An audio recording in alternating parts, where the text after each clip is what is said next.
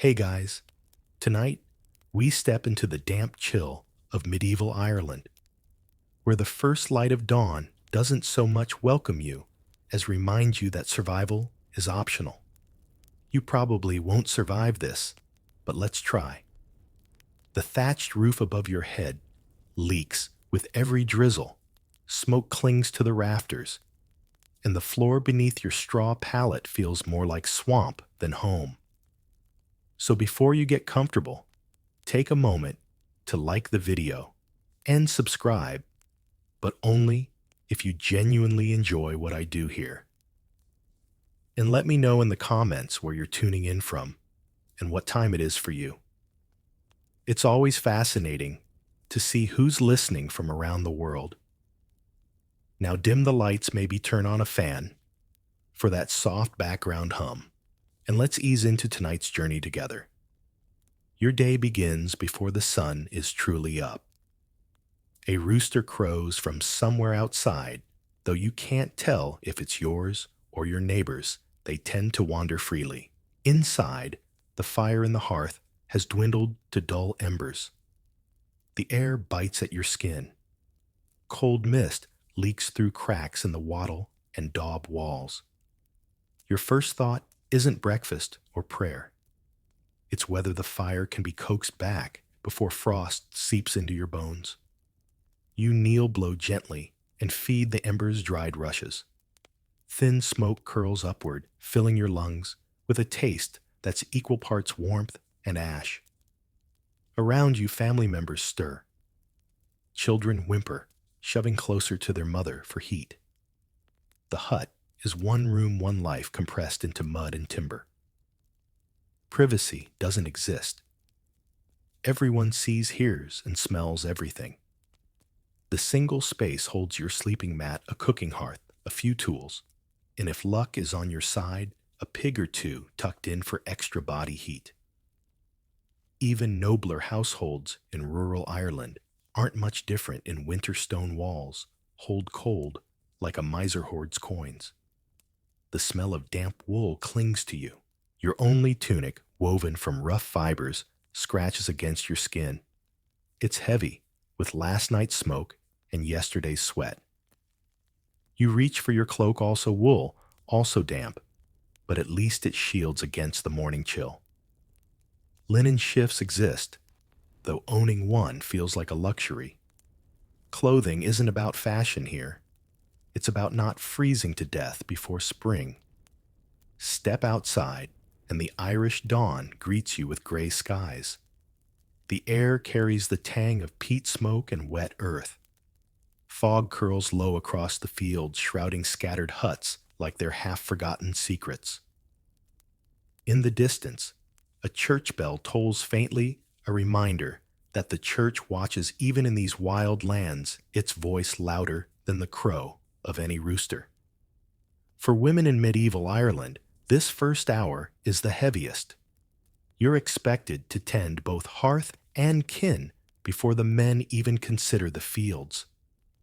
Grain porridge must be stirred, rushes swept aside, children dressed, animals fed. Your hands are cracked from cold and lie, but you keep moving. Historians still argue whether women in rural Ireland had more freedom compared to their English or French counterparts, but freedom doesn't warm fingers or feed children. Survival is the real law here, harsher than any brand judge. The Irish legal codes written by monks and scholars insist that women carry dowries, settle disputes, and remain under male guardianship. Yet in the raw morning light, the law feels distant. What matters now is whether you can scrape enough oats together for breakfast, whether the well water hasn't frozen solid, whether today's chores will end before the sun dips again. Scholars may write about cattle fines and kinship obligations, but you're mostly worried about whether the pig will escape through that gap in the wall again. Your breath steams in the air as you bend to fetch water. The bucket feels heavier than it should. Mud squelches underfoot the earth, refusing to dry, even after days without rain. The land itself is damp and stubborn, much like its people. Across the field, your neighbor waves, her cloak pulled tight, a bundle of rushes under her arm. She's already gathering bedding for the floor, knowing it will need replacing before the lice take over completely. Survival here isn't just about braving the weather. It's about constant little battles against filth, hunger, and cold. The sounds of the morning build slowly. Cows low from their pens. A dog barks at nothing. Children chatter as they squabble over scraps of bread. It's noisy, chaotic, and oddly comforting. Life here doesn't pause. It scrapes forward even on mornings when the frost seems intent on killing everything that breathes. Imagine it in modern terms.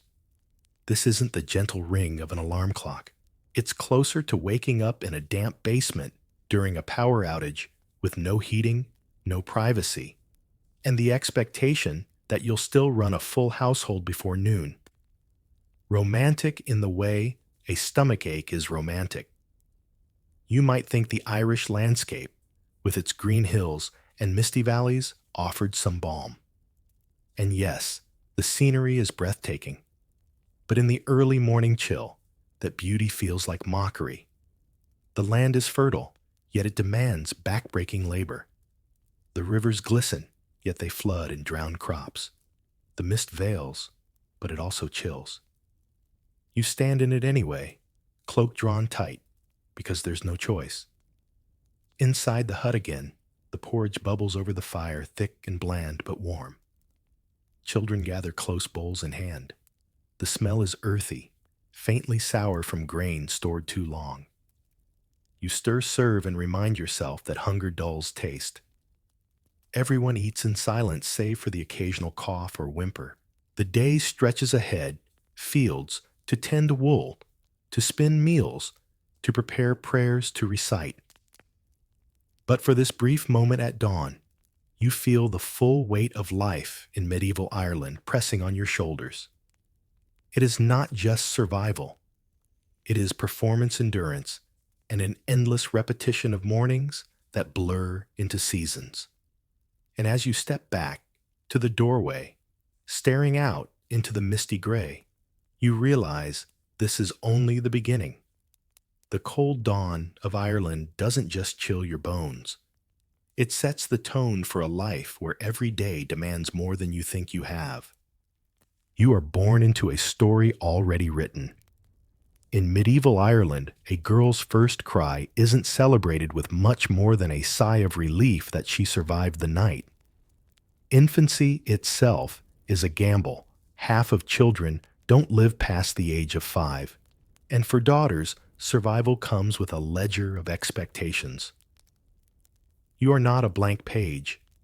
You are a line in a family account book, measured in dowries, alliances, and the fragile hope of respectability.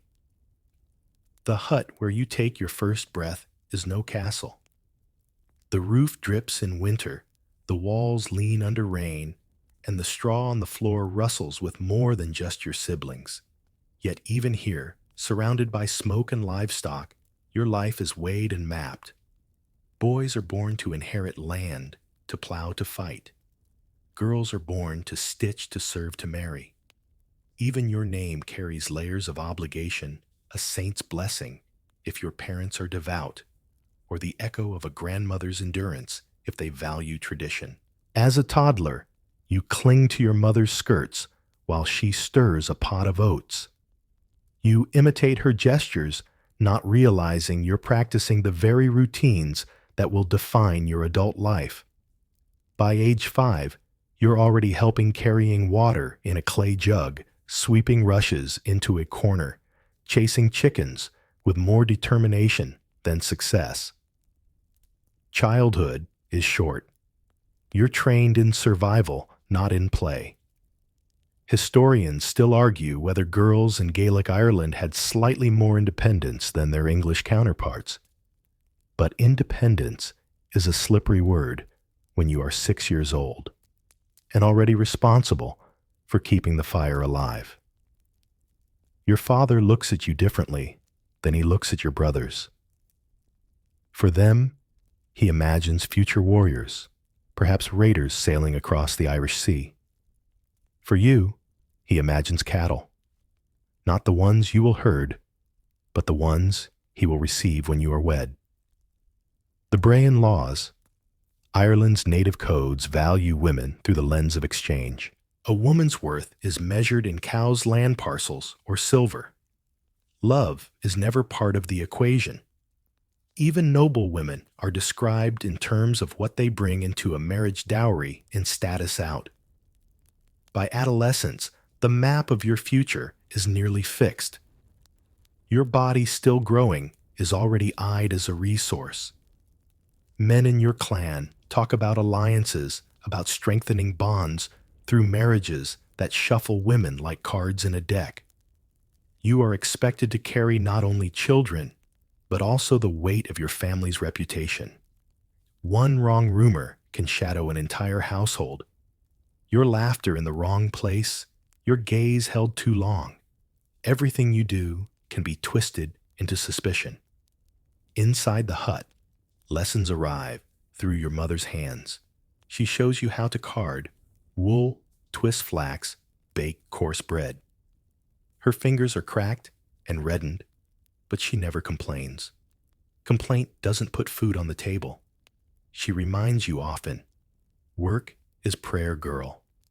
And prayer is survival. You don't fully understand, but you repeat the motions anyway, because repetition is what keeps the household from collapsing. And then there are the whispers of the church. Priests preach that women are the daughters of Eve, bearers of sin, temptresses in need of control. Yet in the same breath, they elevate the Virgin Mary as the unreachable model of purity. You are told to be both fertile and chaste humble, and strong silent and ever serving. You nod, because what else can you do? The sermons thunder louder than your own thoughts. Outdoors, life offers little reprieve. When boys play with sticks as swords, you practice carrying buckets. When they learn to plow, you learn to knead dough. The division is sharp, unquestioned. Your value lies in obedience and endurance, and you feel it every time you stumble. Drop the bread dough, and your mother scolds you. Spill water on the hearth, and your father mutters about waste.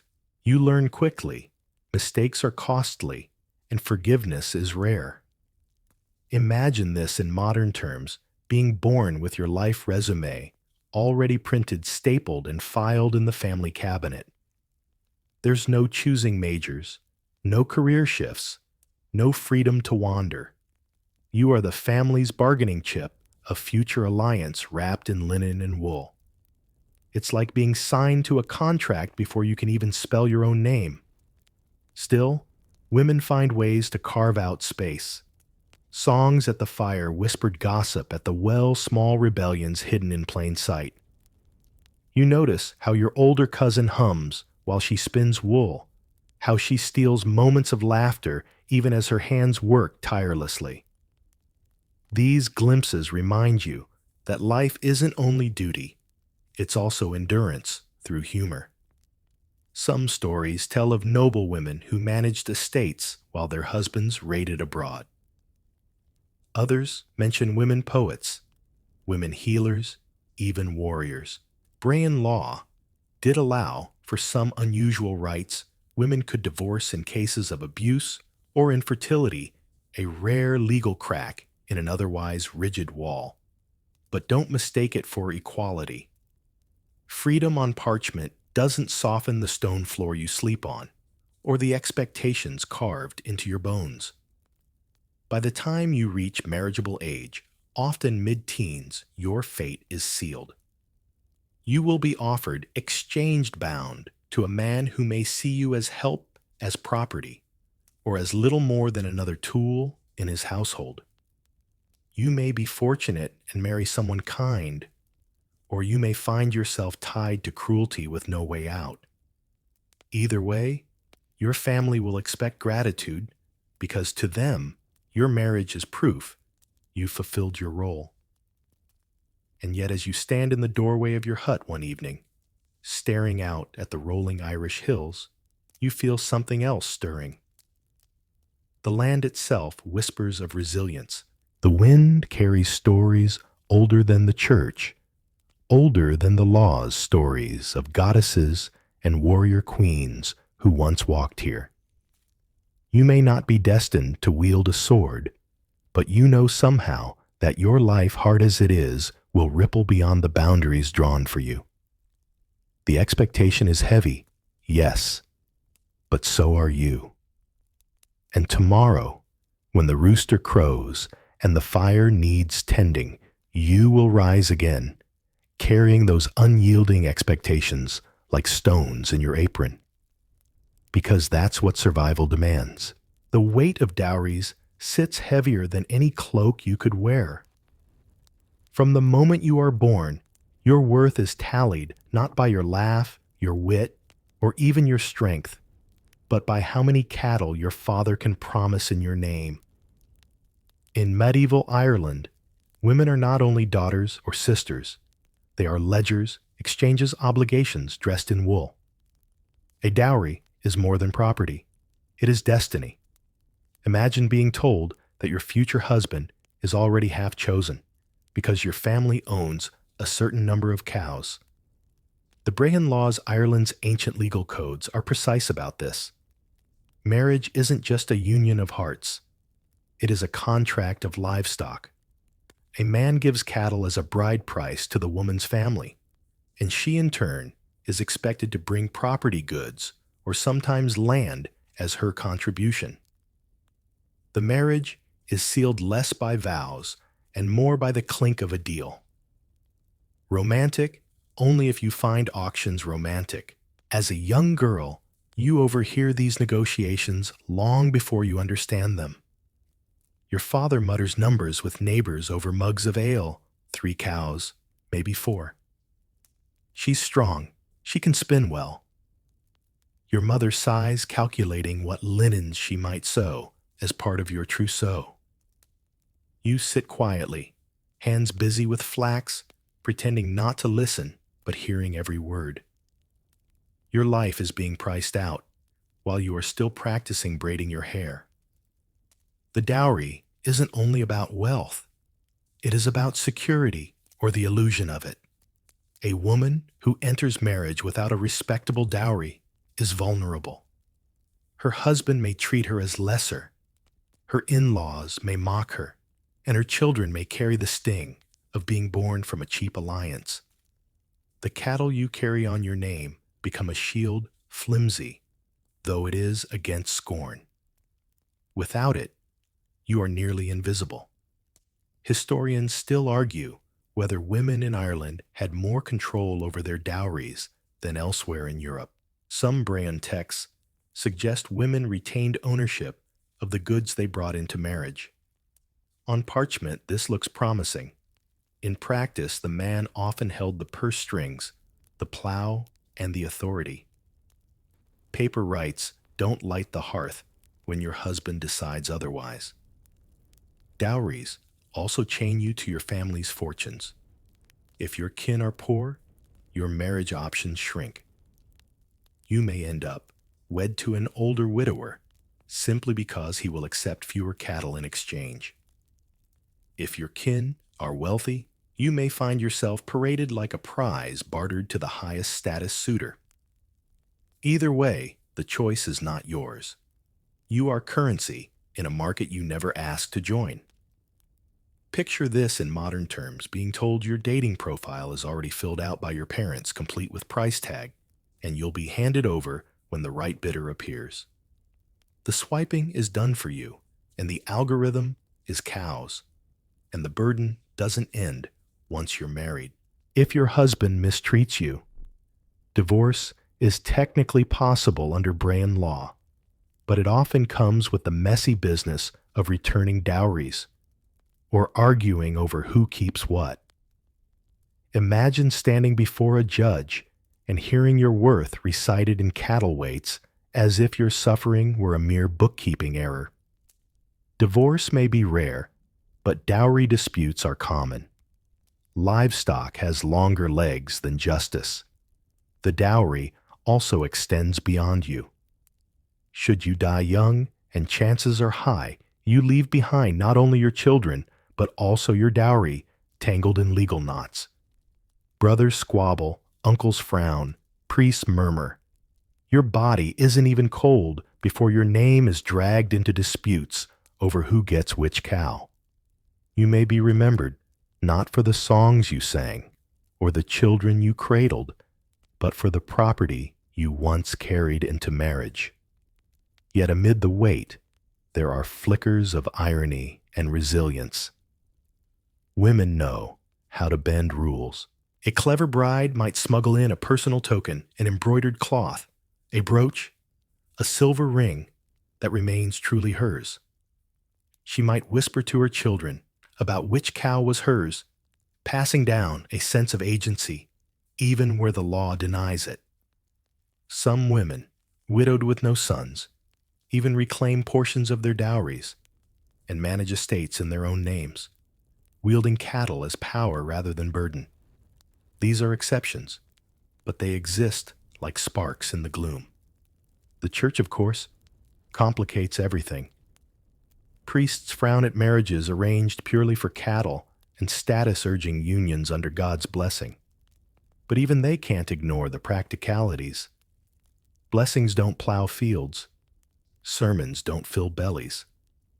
A marriage without a dowry is seen as reckless, unblessed by both law and custom. And so the sermons thunder, but the cattle still move. You might laugh bitterly at the absurdity of it all. Imagine modern wedding planners advertising packages like 2 cows, 1 acre free psalm singing included. Yet for medieval Irish women, the humor is survival. You joke about it at the well, with your friends rolling your eyes at which neighbor has been promised to which dull-eyed farmer. Behind the laughter, though, is the ache of knowing your turn is coming. The day of your betrothal arrives quietly. There is no grand gown, no choice of rings. There is instead a gathering of men at the hearth, voices low, contracts spoken, cattle counted. You sit in the corner, hands folded, face composed.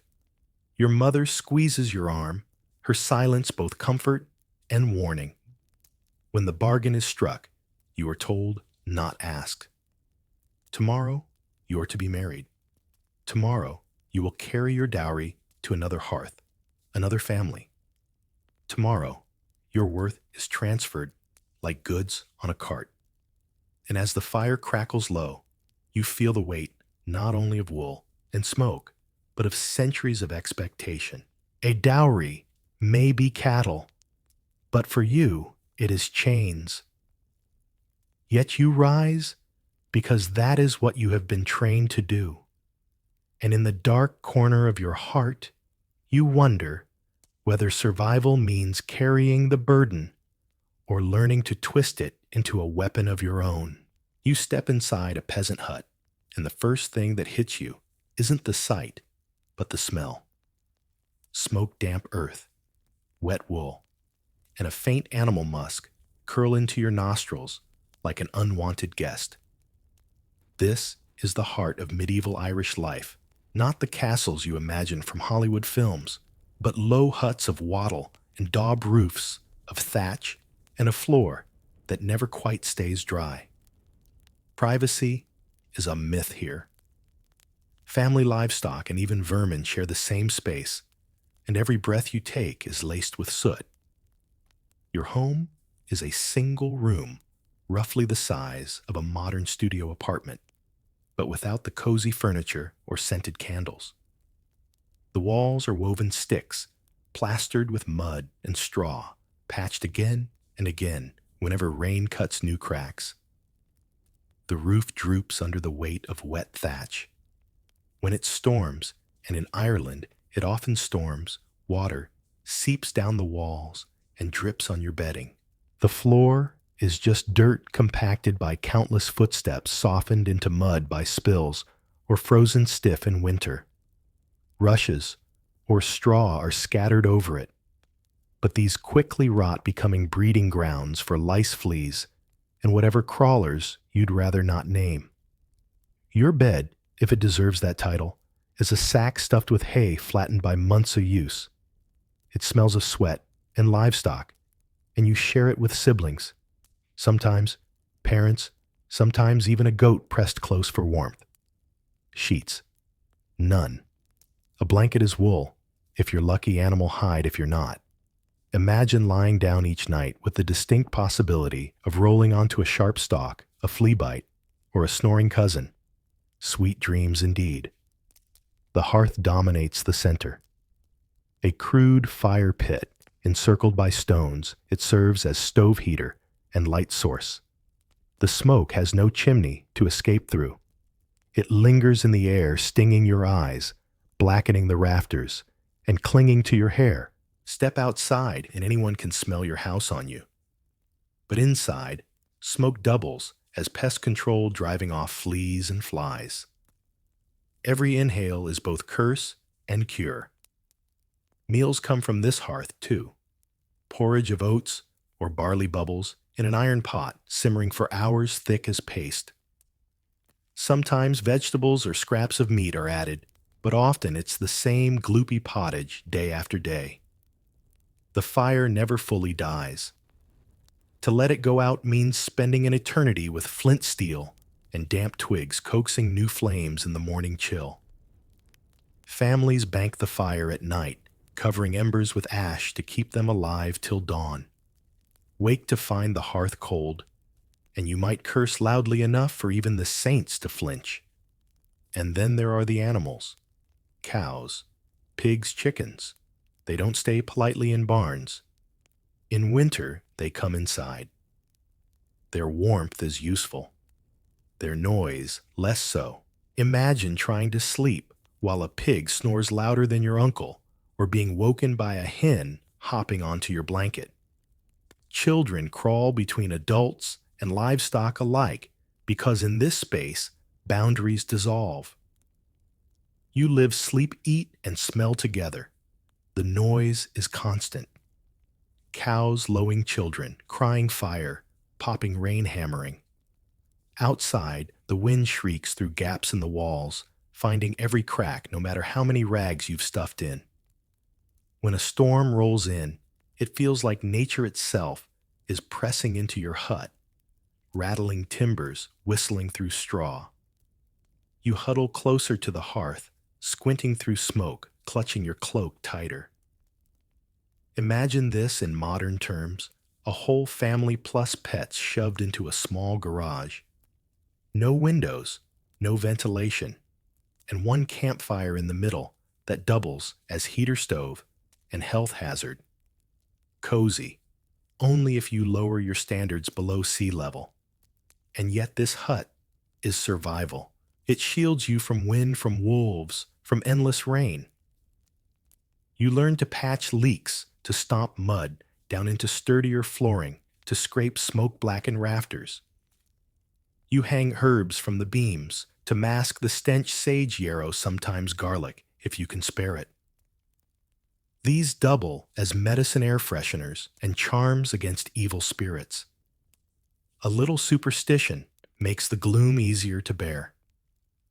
The daily routine unfolds within these four mud-smeared walls. At dawn, women stoke the fire, stir porridge, sweep rushes into corners. Children tumble out of bedding, rubbing smoke from their eyes. Men stomp mud off boots, grabbing tools for fields or fishing.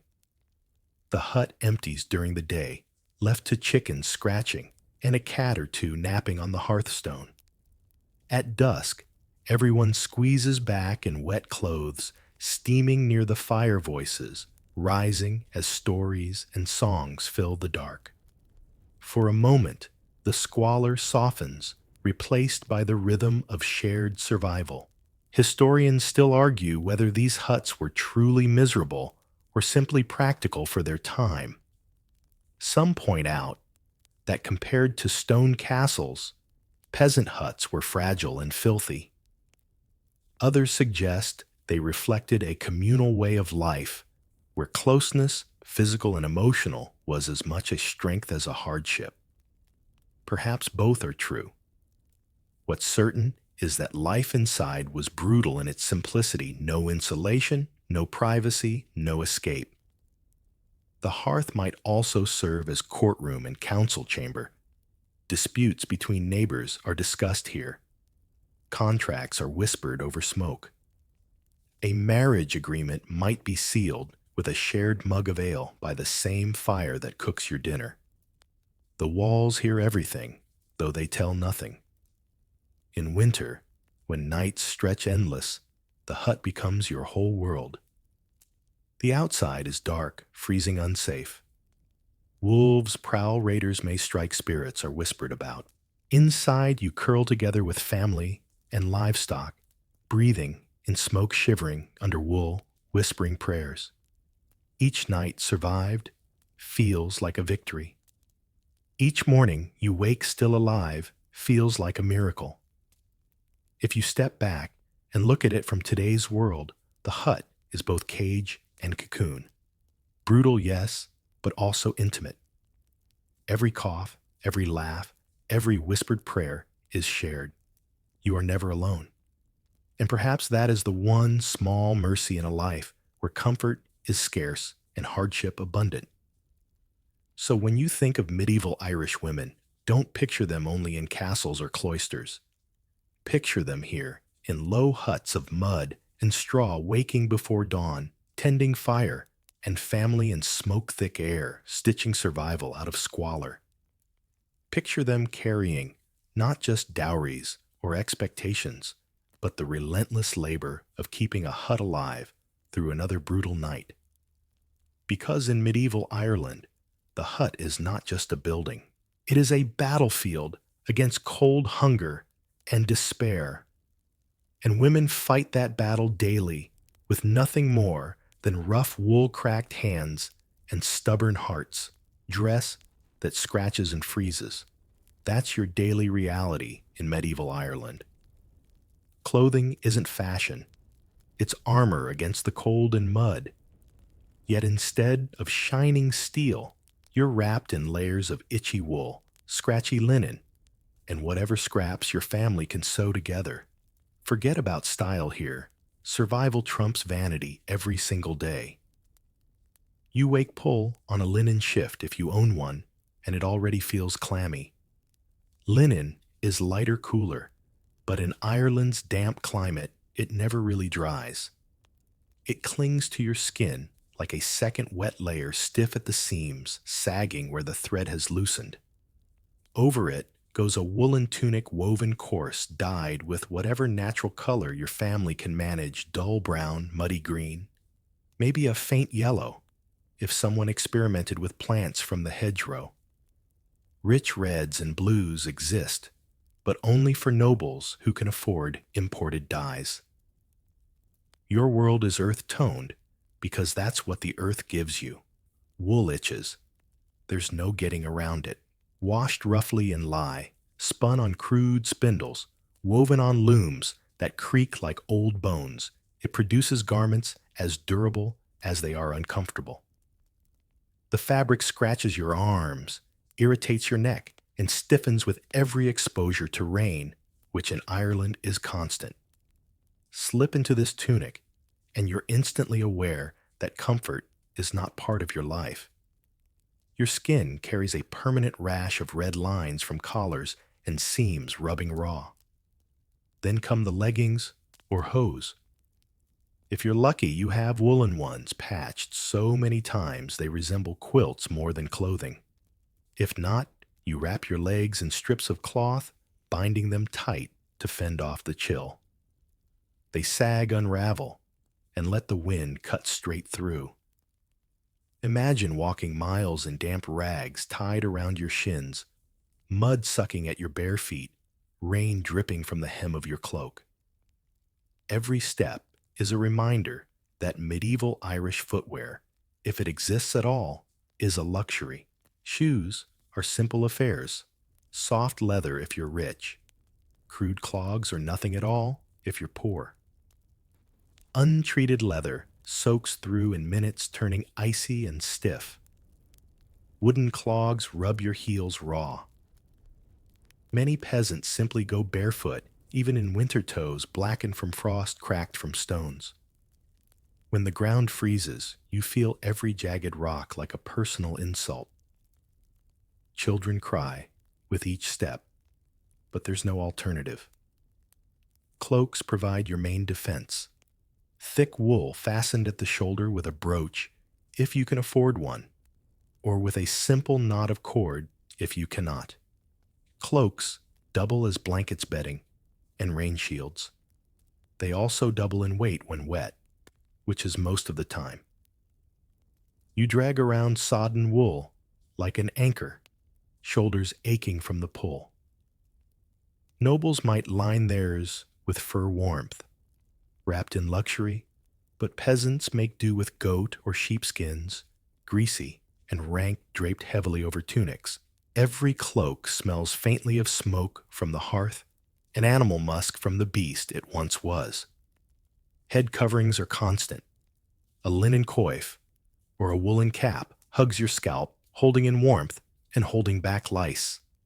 Scarves or veils cover women's hair, partly for modesty, partly to keep smoke and soot from embedding deeper. Gloves are rarer, cobbled from scraps of hide fingers clumsy within them. You wear them until they split, then stitch them again until they're more whole than cloth. Historians still argue whether medieval Irish dress was better suited to climate than later English garments. Some suggest the layered wool and linen kept dampness at bay. Others insist the constant itching and heaviness only made survival worse. Either way, your body tells the truth. Rashes from seams, sores from boots, mildew from cloaks left too long by the fire. Clothing protects, but it also punishes. There is no wardrobe variety. One outfit is all you own. You sleep in it, work in it, eat in it. You patch it until the patches need patches. Washing it requires hauling water from a stream, heating it, scrubbing with ashes, then waiting days for damp cloth to dry. Most don't bother. Dirt and grease form a kind of insulation. You smell like smoke and sweat because that's what survival smells like. And strangely, you stop noticing until a festival day arrives and you see a noble's bright garments shimmer with dye, fur, and embroidery. Compared to them, you look like the earth itself spat you out. Picture this in modern terms, wearing the same wool sweater for months without washing in constant drizzle with no socks and being expected to work 12 hours in it. Add in shoes made of cardboard and straps, and you've got the medieval Irish fashion show. And yet clothing is also identity. Women stitch patterns into cloaks, subtle knots, and spirals that echo Celtic designs. A family's brooch, if owned, passes from mother to daughter, symbolizing continuity. Even poor peasants sometimes decorate edges with rough embroidery, little flourishes against monotony. Though garments are practical, they also whisper of pride, heritage, and resistance. The church bell rings, and you step outside, cloak-tight hood pulled low against the drizzle. The ground squelches under bare or poorly shod feet. Your cloak drips cold water onto your tunic, which sticks to your legs. You walk bent against the wind, itching, shivering, but moving, because movement is survival. Women work the fields in these clothes, carry water, knead bread, give birth always wrapped in scratchy wool and damp linen. At night, when you huddle in the hut, you don't strip down. Clothing is too precious. It's blanket and shield as much as garment. You sleep in it, pulling cloak over cloak. Children pressed against you. In the morning, you wake in the same outfit, stale with sweat, stiff with smoke, but still wearable. If the clothing itself feels like punishment, remember this: it also saves lives. A peasant wrapped in wool survives the wind better than a noble wrapped only in silk. It may itch, sag, and stink, but it holds warmth just enough to keep death at bay. Your rash is a badge of survival, your frayed cloak a silent victory against winter. So when you imagine women of medieval Ireland, don't picture lace or silk. Picture rough wool tunics, patched hose, bare feet caked in mud cloaks smelling of goat and scarves hiding smoke-stained hair. Picture garments that scratch and freeze yet carry women through childbirth, famine, and endless labor. Because clothing here isn't beauty, it's burden shield and testament all in one. Cooking at the hearth. The phrase sounds warm, almost cozy, like the image on a postcard firelight, flickering pot, simmering family gathered around. But in medieval Ireland, it is nothing of the sort. The hearth is smoke-sore eyes, aching backs, and endless labor, all carried on the shoulders of women. It's not comfort.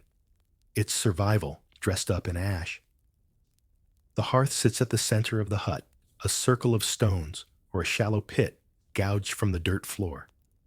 There's no chimney. Smoke drifts upward, swirls in the rafters, then settles back down like an unwanted guest. Every meal is a choking, eye-watering affair. Your hair smells of soot. Your tunic holds the stench. The hut itself becomes a smokehouse, fumigating fleas and lice, but blackening your lungs in the process. Children cough through meals, but no one questions it. Breathing smoke is as natural as eating porridge. You crouch low over the fire hands, raw from lye and frost. Sparks jump, threatening your cloak. You stir the iron pot, hanging from a hook or balanced on stones. Inside pottage bubbles the eternal stew of medieval Ireland. It is not a recipe. It is a process. Barley, oats, beans, if fortune smiles, maybe cabbage or onion all dumped together. Fresh ingredients are rare. Instead, you keep adding scraps to yesterday's stew until it resembles mud. Some days it tastes of cabbage. Other days turnip. Always it tastes of smoke. Meat is a festival luxury, not a daily reality. Unless your family is wealthy, you rarely taste pork or beef. Chickens are worth more for eggs than for slaughter. Milk, when cows aren't starving, is turned into sour cheese or butter. For the most part, your diet is porridge and bread so dense and gritty, you risk breaking a tooth. Some loaves are bulked with acorns or pea flour gritty with husks. You gnaw anyway because hunger drowns complaints. Water is a danger. Wells and streams teem with disease, so you drink ale, weakly fermented, brewed in the same smoky hut. Even children sip it. It dulls, thirst fills the belly, and keeps death at bay for another day. In winter, the ale grows sour. You drink it anyway. Survival does not care about taste. Cooking is not just about food. It is about labor. From dawn, women grind grain with quernstones, 2 heavy slabs rotated endlessly. The sound of grinding hums through huts, through villages, through centuries. It is the soundtrack of women's lives, shoulders, aching arms, sore dust coating their faces. To prepare one day's bread, you grind for hours. Imagine turning a cement wheel with your bare hands every morning before breakfast. And you have the idea. Once food is ready, serving, it is no feast. Everyone eats from shared bowls or trenchers, hunks of bread doubling as plates. There are no forks, wooden spoons if you're lucky, fingers if you're not. Meals are loud, messy, urgent. Children slurp. Men grunt, dogs hover. You, the woman, often eat last, licking the pot once everyone else is full. If they're full. Hunger is a permanent guest. And then there's the danger. Fires are unpredictable. Sparks leap onto cloaks. Pots tip, spilling boiling porridge onto bare feet. Children toddle too close to flames. Hair catches tunics smolder. In a hut built of wood straw and mud, one blaze can end everything. You keep water close, but water is never enough. The hearth is both lifeline and threat. Historians still argue whether Irish peasants ate better than their English counterparts, thanks to fertile soil and abundant cattle. Some records suggest Irish diets included more milk butter and oats. Others point out that famine struck, often leaving people gnawing on bark or fishing desperately in stormy seas. Either way, the hearth never rests. It demands labor, creativity, and resilience, turning scraps into meals and ashes into warmth. Imagine this. In modern terms, your kitchen is a fire pit in your living room. There's no ventilation, and every meal is oatmeal with a different personality. You cough through dinner. Your furniture smells like a campfire. And every time you light the stove, you risk burning your house down. That's cooking at the hearth, medieval style. Yet despite the drudgery, the hearth is also the heart. Around it, stories are told, songs are sung, gossip shared. Children fall asleep to the hiss of embers. Women whisper prayers over pots, asking saints to stretch thin grain into enough for another day. Men thaw stiff fingers near flames after working fields. The fire is both torment and comfort, an exhausting companion you can't live without. The church blesses meals, framing them as gifts from God, but everyone knows they're gifts of women's labor. Behind every bowl of porridge is a mother's back bent over querns, a sister's hands red from kneading dough, a daughter's eyes stinging from smoke.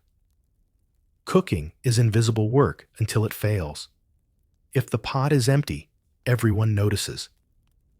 In wealthier homes, the hearth grows grander, but no less smoky. Castles boast vast kitchens, spits turning whole pigs, pots bubbling with imported spices. Women there oversee servants, but even then the work is relentless. For most, though the castle feast is a story told by travelers, a glimpse of a world beyond reach. Your hearth is smaller, poorer, harsher. Still small, joys sneak in. A handful of berries sweetens pottage. A neighbor shares honeycomb after a rare summer harvest. A festival brings salted fish or a rabbit caught in snares. For one night, the hut smells not only of smoke and porridge, but of something close to celebration. You laugh louder that night, sing longer. Hunger softens, and when the fire dies low, you bank the embers, cover them with ash, whisper a prayer that they live till morning. Without fire, there is no food, no warmth, no survival. You know it. Everyone knows it. The hearth is brutal, but it is life. So when you picture women in medieval Ireland, don't imagine only dowries or cloaks. Imagine them crouched over hearths, eyes watering arms, aching, stirring survival from scraps. Because in the end, the hearth is their battlefield and their victory, motherhood's grim odds. The phrase alone feels heavy, and in medieval Ireland it was heavier than iron. To be a woman meant sooner or later to face childbirth, not as a choice, but as expectation, duty, and risk. Survival for you often meant surrendering to a gamble where the dice were stacked cruelly against you. From the moment you are old enough to bleed, whispers begin. Neighbors eye you differently, mothers tighten their advice, priests remind you that your duty is to be fruitful. The community doesn't ask if you want children. It assumes you will bear them, many of them, and quickly. Every new life is both blessing and burden, another mouth to feed, and another fragile heartbeat in a world where disease and hunger never rest. Pregnancy itself is treacherous. Nutrition is meager barley bread, watery pottage, sometimes sour milk. Your body strains under hard labor in fields hauling water, grinding grain, spinning flax. There's no concept of rest for expectant mothers. You bend, lift, and sweat belly swelling beneath a cloak already patched with old tears. Each contraction later will be shaped by every burden you carried while pregnant. When labor begins, there are no sterile hospitals, no doctors in white coats. Instead, you have a midwife if you are lucky. She is often a woman from your village, experienced, sometimes skilled, sometimes feared for that very skill. The church eyes her with suspicion, calling her charms witchcraft if her methods stray from prayer. Yet without her, your odds are even worse. She brings herbs yarrow for bleeding willow for pain, mugwort for easing contractions. She knows how to turn a breech child with rough, practiced hands, but her power is limited. If complications arise, there is no surgeon to intervene, no antibiotics to stave off infection. There is only prayer, pain, and chance. The hut fills with noise, your groans, your mother's whispered prayers, the midwife's instructions, the cries of siblings hushed in the corner. The fire burns low, casting smoke-stained shadows as you writhe on straw. There is no anesthesia, no comfort. Pain is expected, almost sanctified. The church preaches that women must suffer in childbirth, for Eve's sin lingers in every contraction. You cry out, and no one thinks it unusual. You are not weak. You are enduring what all women must. Sometimes, after hours of agony, a child emerges wailing, slick with blood. Relief floods the room, though it is cautious. Infants here die easily from fever, from cold, from nothing anyone can name. You clutch the tiny body to your chest, praying warmth and milk will tether it to life. Your own body trembles exhausted, sometimes bleeding too much. Midwives tie herbs, mutter blessings, press cloths against you. You live or you don't. Historians still argue whether Irish women fared better or worse than their English counterparts. Some suggest communal traditions and herbal knowledge gave Irish mothers slight advantages. Others point to high infant mortality rates, evidence of constant grief. Either way, the odds are grim. A woman may bear 10 children and bury half. Some bury more than they keep. Think of it in modern terms. Every pregnancy carries the risk of rolling dice, loaded with blood loss, infection, stillbirth. Imagine walking into a hospital today, knowing there's nearly a coin flip chance you or your child won't walk out. That was daily reality. And yet women carried on. Motherhood is not only birth, it is endless care. Nights spent half awake nursing by smoky firelight, children coughing in the damp air. You rock infants swaddled in coarse linen, whispering lullabies older than the church. You chase toddlers away from flames, patch tunics, scrub sores, and scold them when they sneak scraps meant for tomorrow. Your arms ache from lifting your back, from bending, but there is no pause. Disease circles constantly. Measles, dysentery, fevers, unnamed by medicine, but well known by mothers. Infants waste away in your arms, skin, hot eyes, glassy. You bury them quickly wrapped in cloth, a priest murmuring Latin, as if words could soften earth. And then after weeping, you return to your chores because grief does not stop grain from needing grinding. The cycle repeats. Pregnant again within a year, sometimes less. Your body barely healed, you endure it again. There is no notion of spacing births, no reliable method to prevent them. Some women turn to charms, or herbs whispered in secrecy, wild carrot seed pennyroyal, bitter teas, brewed in defiance of priests. If they work, it is whispered miracle. If they fail, you brace again for the long road of swelling labor and pain. Motherhood also carries social weight. A woman who bears many children earns respect her place in the community more secure. A barren woman faces whispers, sometimes outright shame. Neighbors speculate about curses or sin. Husbands may abandon them, or worse, keep them while seeking children elsewhere. Your body becomes the measure of your worth womb, as currency fertility, as status. Yet, amid the brutality, there are moments of fierce tenderness. A child's first laugh, the warmth of an infant curled against your chest on a freezing night, the chatter of children chasing each other in the field. These moments fuel you even as exhaustion drags your shoulders down. Laughter in the hut mingles with smoke and sorrow, and for a breath, the odds feel less grim. Even noble women are not exempt. They birth in stone halls rather than smoky huts, but the risks are the same.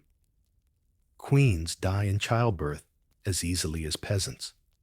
Wealth buys midwives, and priests not safety. The graveyards hold mothers of every rank proof that childbirth spares no class. The church frames your suffering as holy. Priests remind you that motherhood aligns you with the Virgin Mary, that pain is sanctified, that your womb is the vessel of God's plan. You nod, because what else can you do? But deep down you know holiness does not staunch blood, nor does it quiet hunger. Holiness does not bury your child for you. Still, you rise each morning. You wrap infants on your back, herd toddlers through mud-knead bread with one hand, while rocking a cradle with the other. You endure because to falter is to invite death into your hut more quickly. You learn to laugh at small things, to find joy in children's songs, to cling to those moments as shields. So when you picture women in medieval Ireland, don't imagine queens draped in silk alone. Picture peasant mothers bent over hearths, pregnant bellies, swollen under coarse wool, children clinging to skirts. Picture grief etched in their faces, laughter fleeting across it anyway. Picture women carrying motherhood not as gift, but as gamble, knowing the odds are stacked against them, yet playing the game again and again because survival demanded it. Motherhood's odds are grim. Yet women endured them again and again, weaving life out of pain, hope out of loss, and legacy out of ashes. The monks and the midwives. Two forces circling women's lives in medieval Ireland, often at odds, sometimes reluctantly cooperating, and always shaping the way birth and healing were understood. For every groan of labor, for every fevered child, the hands that reached to help belonged either to the village midwife or to the church. Both claimed wisdom. Both claimed authority. And for women caught between herbs and holy water, the odds of survival depended on which prevailed that day. The midwife was the constant. She knew the herbs, the whispers, the tricks of positioning and timing. Her knowledge wasn't written in books. It was carried in calloused hands, in memories passed from mother to daughter, in experiments, tried and survived. Yarrow for bleeding willow bark, for pain, mugwort to ease contractions. She had seen breech births, stillbirths, fevers, and she knew how to act quickly. Sometimes she muttered charms, while she worked little rhymes, meant to soothe or distract words that might sound suspicious to a priest, but carried power for frightened mothers. Midwives weren't just for births. They were healers of daily hurts, setting broken bones, applying poultices, mixing teas for coughs. They lived close, always within shouting distance, when labor pain struck at midnight. Their presence was practical, born of necessity. Without them, childbirth became a gamble with no ally. But midwives also lived under suspicion. The church's growing influence painted their knowledge as dangerous, their charms as sorcery. Priests frowned at their independence, at their reliance on herbs, rather than holy blessing. Whispers of witchcraft lingered. A woman, too skilled, too successful at easing pain, might be accused of drawing power from unholy sources. And yet when crisis came, even the most devout families called for her. Suspicion bent beneath survival. The monks, meanwhile, wielded parchment, Latin prayers, and authority. In their scriptoria, they copied ancient texts, medical treatises from Rome and Greece, filled with humors and theories that made little sense to the damp fields of Ireland. They preached that illness came from imbalance of blood phlegm, black bile, and yellow bile. Remedies included bleeding, purging, fasting. For women, advice often boiled down to pray harder or submit with patience. Their remedies were rarely practical in smoky huts where children coughed and women bled. And yet monasteries held power. They brewed herbal tonics, distilled strong ales, grew physic gardens with mint, sage, fennel, and rue. Some monks did learn healing through study and experiment, and their remedies sometimes worked. Pilgrims came seeking cures, touching relics of saints hoping divine power might succeed where midwives and herbs faltered. The church claimed healing as miracle medicine as prayer. For women, this meant a tension. Call the midwife and risk whispers of pagan charms. Call the priest and risk being told your suffering was holy punishment. Often both were called. A midwife might press a poultice to a wound while a priest sprinkled holy water, each pretending not to notice the other. Survival made strange partnerships. Imagine this in modern terms: giving birth at home with your neighbor, helping, while a doctor peers in disapprovingly from the doorway, muttering Latin sprinkling bottled water and telling you the pain is spiritually necessary. That was the tug-of-war women endured. Historians still argue whether midwives or monks provided better care. Some point to records of women surviving childbirth under midwives' hands, practical and grounded. Others note monasteries as centers of learning with written knowledge preserved for centuries. But most agree, for poor women, the midwife was the one who arrived in the night while the monk stayed in his stone cloister. The church's distrust of midwives wasn't just about medicine, it was about power. Midwives represented women's authority, a body of knowledge outside male clerical control. To allow them unchecked was to admit that healing could be found in the hands of women, not the prayers of priests. And so suspicion hardened into doctrine. By later centuries, midwives would be persecuted, accused of witchcraft, condemned. But even in early medieval Ireland, the seeds of distrust were sown. Still, women whispered gratitude for their midwives. They remembered who caught their first child, who pressed cool cloths against their foreheads, who risked being called heretic just to brew a tea that calmed bleeding. They remembered who sat beside them when the priest had already declared the illness a punishment from God. Meanwhile, the monks' gardens grew.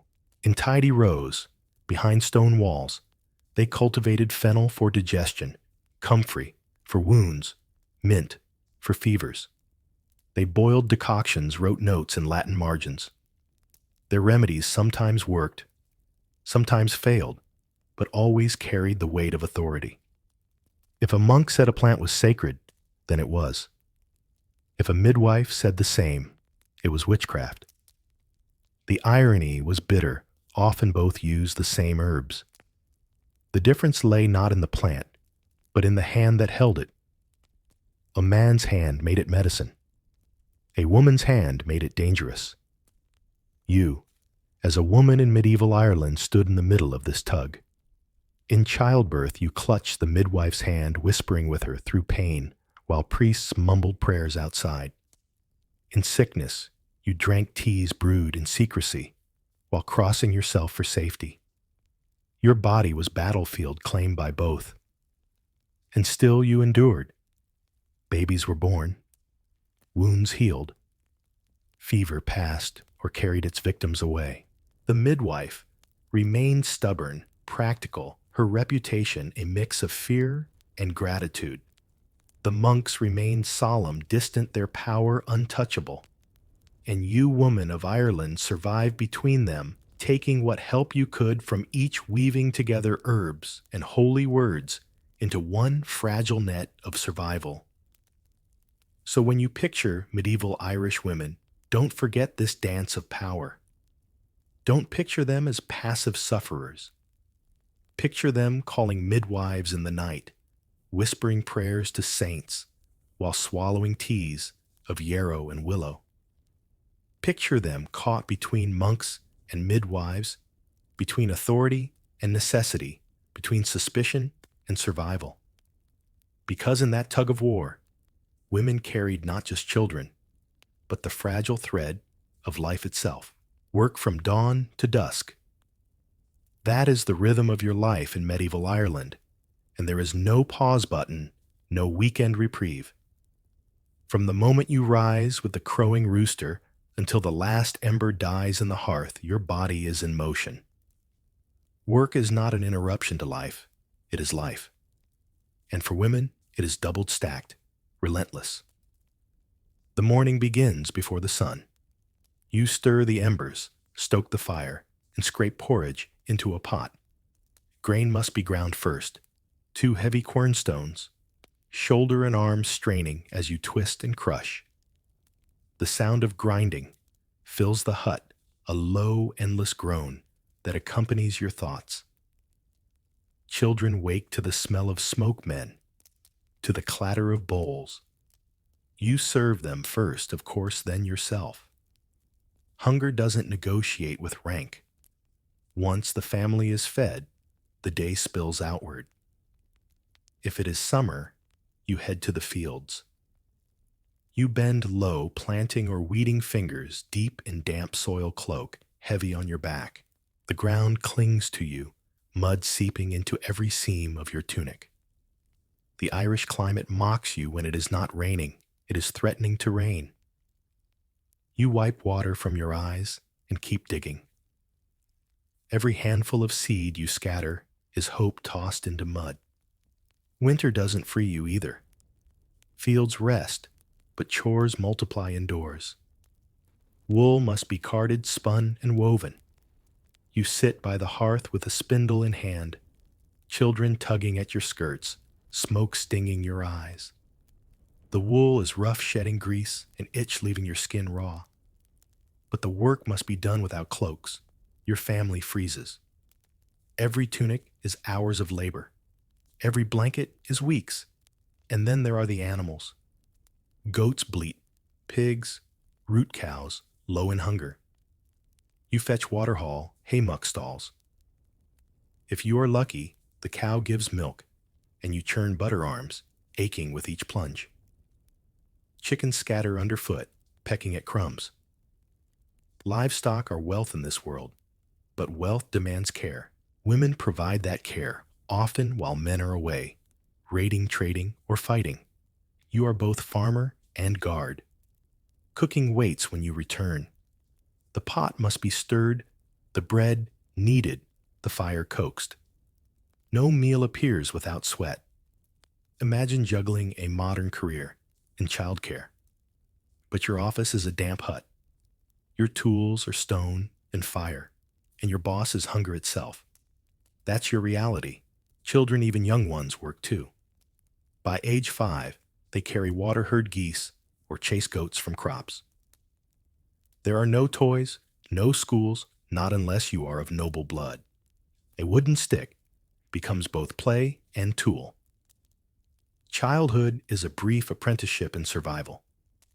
For women, the work extends further: laundry in icy rivers, scrubbing clothes until your fingers burn, hauling buckets so heavy they bruise your shoulders. Soap is lye, and ashes biting at your skin. Clothes never fully clean, only less filthy. And when laundry is done, you mend tunics patching holes with thread spun from your own aching hands. Historians still argue whether Irish women bore more burden than English or French.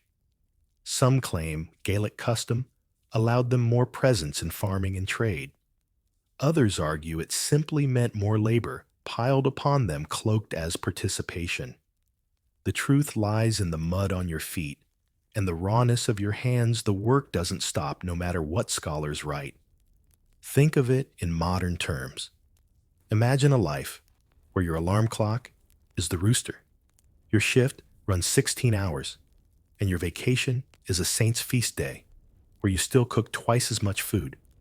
The only break comes when your body collapses, and even then, you rise again at dawn. And yet, there is a strange rhythm to it. You know the fields by heart, the way the soil shifts beneath your hoe, the way clouds signal storms. You know the hum of your spindle, the creak of the quern, the feel of wool slipping through fingers. These tasks become your heartbeat steady and unyielding. There are moments of community, too. Women gather at wells, exchanging gossip as buckets clatter. At harvest, neighbors join scythes, swinging side by side, laughter carrying through sweat. Even hardship is lighter when shared. You hum a song, and others join voices weaving through the fields, like threads on a loom. But danger is always near. A cut festers easily, turning into fever. A twisted ankle can mean disaster when work waits for no one. There is no workers' compensation, no rest days. If you cannot work, someone else must take your place, or your family goes hungry. Illness is not just suffering, it is economic ruin. Even noblewomen cushioned by servants do not escape. They supervise, manage, and spin fine cloth. They may not weed fields, but they oversee estates' tally rents and ensure food supplies. Their hands may be softer, but the pressure is real. In Ireland's uncertain climate, wealth can vanish with one bad harvest. By dusk, your body aches, shoulders slumped back bent. You shuffle back into the smoky hut. The fire flickers low. Porridge thickens. Children squabble. You collapse onto straw bedding, still in your tunic, still itching, still damp. The day's work clings to you like mud because it is mud. And tomorrow it begins again. Yet within the exhaustion, there is resilience. Women laugh while spinning share songs at the well-steel moments of joy in children's games. Work consumes, but it also binds communities. Every hand that labors contributes to survival, and survival itself is victory. So when you picture women of medieval Ireland, don't imagine idle figures in cloisters or damsels in distress. Picture bent backs in fields, raw hands on querns, cloaks reeking of smoke eyes stung by ash. Picture women carrying survival on their shoulders, from dawn to dusk, day after day, uncelebrated, unseen, yet essential. Because in the end, work is not simply what they did. It is what kept families alive, what built communities, what carved endurance into their very bones. Work was their world, and they carried it without end. Laws written by men. The phrase alone tells you what's coming. In medieval Ireland, the Brehon laws, ancient codes stretching back centuries, governed almost every corner of life. On parchment, they appear poetic, even sophisticated, full of cattle fines, kinship rights, and flowery phrases about honor. But read them as a woman, and the truth sharpens. These laws were written by men for men and about men. Women appear mostly as possessions, dowries, and vessels of alliances. Your voice is their feint, but only because men needed it to settle accounts. The Brehon laws weren't parliament edicts or royal decrees. They were an oral tradition, first codified by learned judges called brehons, memorized and passed through generations. They covered everything: land division, marriage contracts, insults, even the price of a dog bite. They sought balanced fairness, in theory, but fairness tilted toward those with cattle and swords. And who held most cattle and swords? Not you. As a woman, your legal status was defined by your relationships: daughter, wife, widow, rarely individual. Your worth in disputes was often measured in cattle, the same measure used for tools or land. If you were injured, the compensation called an arraik was less than that owed for a man of the same rank. If you were raped, the fine went to your father or husband. Your suffering was his lost honor, not your stolen dignity. Marriage laws were especially tangled. The codes listed several types of unions, ranging from formal contracted marriages to arrangements that looked suspiciously like concubinage. Each came with detailed clauses about property rights. Who keeps the cows if divorce happens?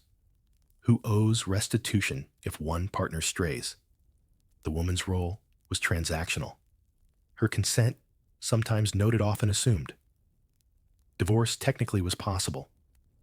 The Brown laws even list acceptable reasons: impotence, sterility, abuse, neglect.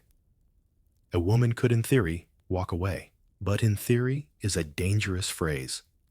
Walking away required family support, restitution negotiation before a brand. And even if you succeeded, your future prospects dimmed. A divorced woman was marked a legal curiosity, often pitied more than respected. Inheritance carried its own sting. Daughters could inherit if no sons existed, but even then their holdings often transferred to husbands upon marriage.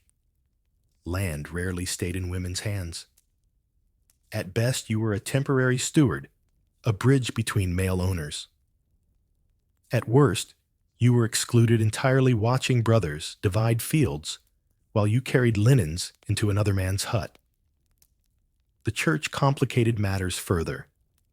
While Brand law allowed polygamy and concubinage, in earlier centuries, the church frowned fiercely, pushing for one man, one wife bound by sacrament. Over time, the codes bent under clerical pressure. Priests declared marriages indissoluble, stripping away divorce rights the Brand system once permitted. So where laws had once offered at least a sliver of escape, the church slammed the door shut, leaving women with fewer exits. Historians still argue whether Brehon law gave Irish women more freedom compared to their European sisters. Some point to clauses where women could initiate divorce-owned property, or even act as foster mothers in ways that carried legal weight. Others emphasize that these rights were narrow, conditional, and easily overshadowed by male guardianship. Perhaps the truth lies in the margins. Women carved out space within laws never written for them, bending rules in ways scribes never recorded. Imagine this in modern terms. The law books in your country list rights for citizens, but in the fine print, your name only appears as someone's dependent. Your injuries are tallied in dollars, but the check is mailed to your father. Your marriage contract is less a union of love and more a spreadsheet of assets. That's medieval legality for women. Disputes often played out in public. If a husband beat his wife too harshly, her kin could demand compensation measured again in cattle. But the injury wasn't framed as cruelty. It was property damage, a blow against her family's honor. Your bruises became a man's insult, your body a bargaining chip for restitution. The law recognized harm, but rarely humanity. Even noble women, seemingly powerful, faced limits. A queen might rule estates in her husband's absence, sign agreements, or arbitrate disputes. But the law still circled her role through him. Her authority ended where his shadow began. If he returned and disagreed, her decisions dissolved. Her name might linger in annals, but always tethered to his title. And yet women found cracks to slip through. Some used fosterage laws, sending children to be raised in other households to strengthen their own influence. Others leveraged dowries to secure leverage in disputes, reminding husbands and in-laws of the cattle they brought into unions.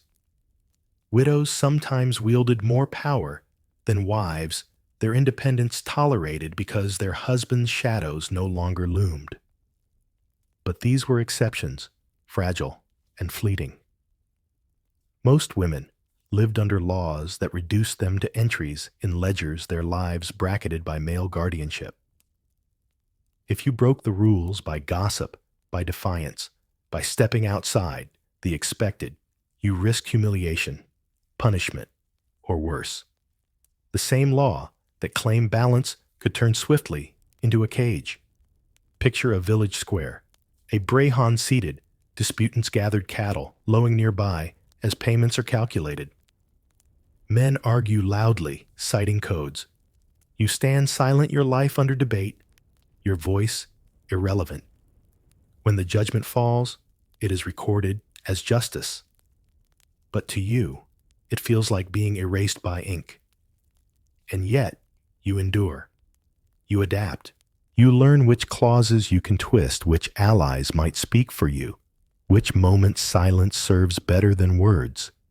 The laws are written by men, but survival belongs to women who navigate them. You memorize not the words, but the spaces between them, bending rules. Where they bend, ducking blows where they fall. So when you picture medieval Irish women, don't imagine passive figures crushed by codes. Picture them standing in smoky huts, hearing their futures debated in cattle terms, yet quietly shaping survival anyway. Picture them slipping through cracks in laws written by men refusing to vanish, even when parchment declares them invisible.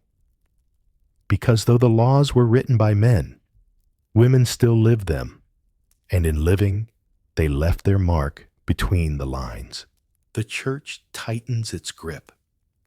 If the Brahan laws had already carved a cage around women, the church came along and added a lock. Ireland's conversion to Christianity brought saints' monasteries and an alphabet that etched prayers into stone, but it also brought a doctrine that turned women's lives into sermons about sin, silence, and obedience. What had once been negotiated in cattle and kinship was now judged in pulpits and confessionals. Step into a medieval church in rural Ireland. It is small, stone-walled, damp as the hut you live in, but darker. A wooden cross hangs crookedly, candles sputter in the draught, and the smell of incense hangs heavy over the scent of wet wool. The priest stands at the front, his voice echoing in Latin, phrases few understand. Then he turns to Irish, his words suddenly sharp. Women remember Eve. Through her sin entered the world. Every woman in the room lowers her eyes. Every man nods as if the point needs no debate. From the church's perspective, women are contradictions. You are Eve, weak, tempting the root of sin. And you are Mary, pure, obedient, the model of holiness. The problem: you are expected to be both at once. Strong enough to bear children endlessly, but meek enough never to question. Fertile but chaste. Dutiful but silent. A standard impossible to reach, yet demanded every Sunday. Confession becomes another cage. The priest hears your sins, gossip, disobedience, even impure thoughts whispered in shame. He assigns penance prayers, fasting sometimes, public humiliation. Men confess violence, greed, even drunkenness, and they are scolded but forgiven. Women confess fatigue, frustration, or wishing for freedom, and they are warned of eternal damnation. The weight of guilt presses heavier on your shoulders than your cloak. Marriage, once partly negotiated by brand laws, is transformed into sacrament. Divorce, which older codes once allowed under certain conditions, is increasingly condemned. What God has joined, let no man separate, the priest declares.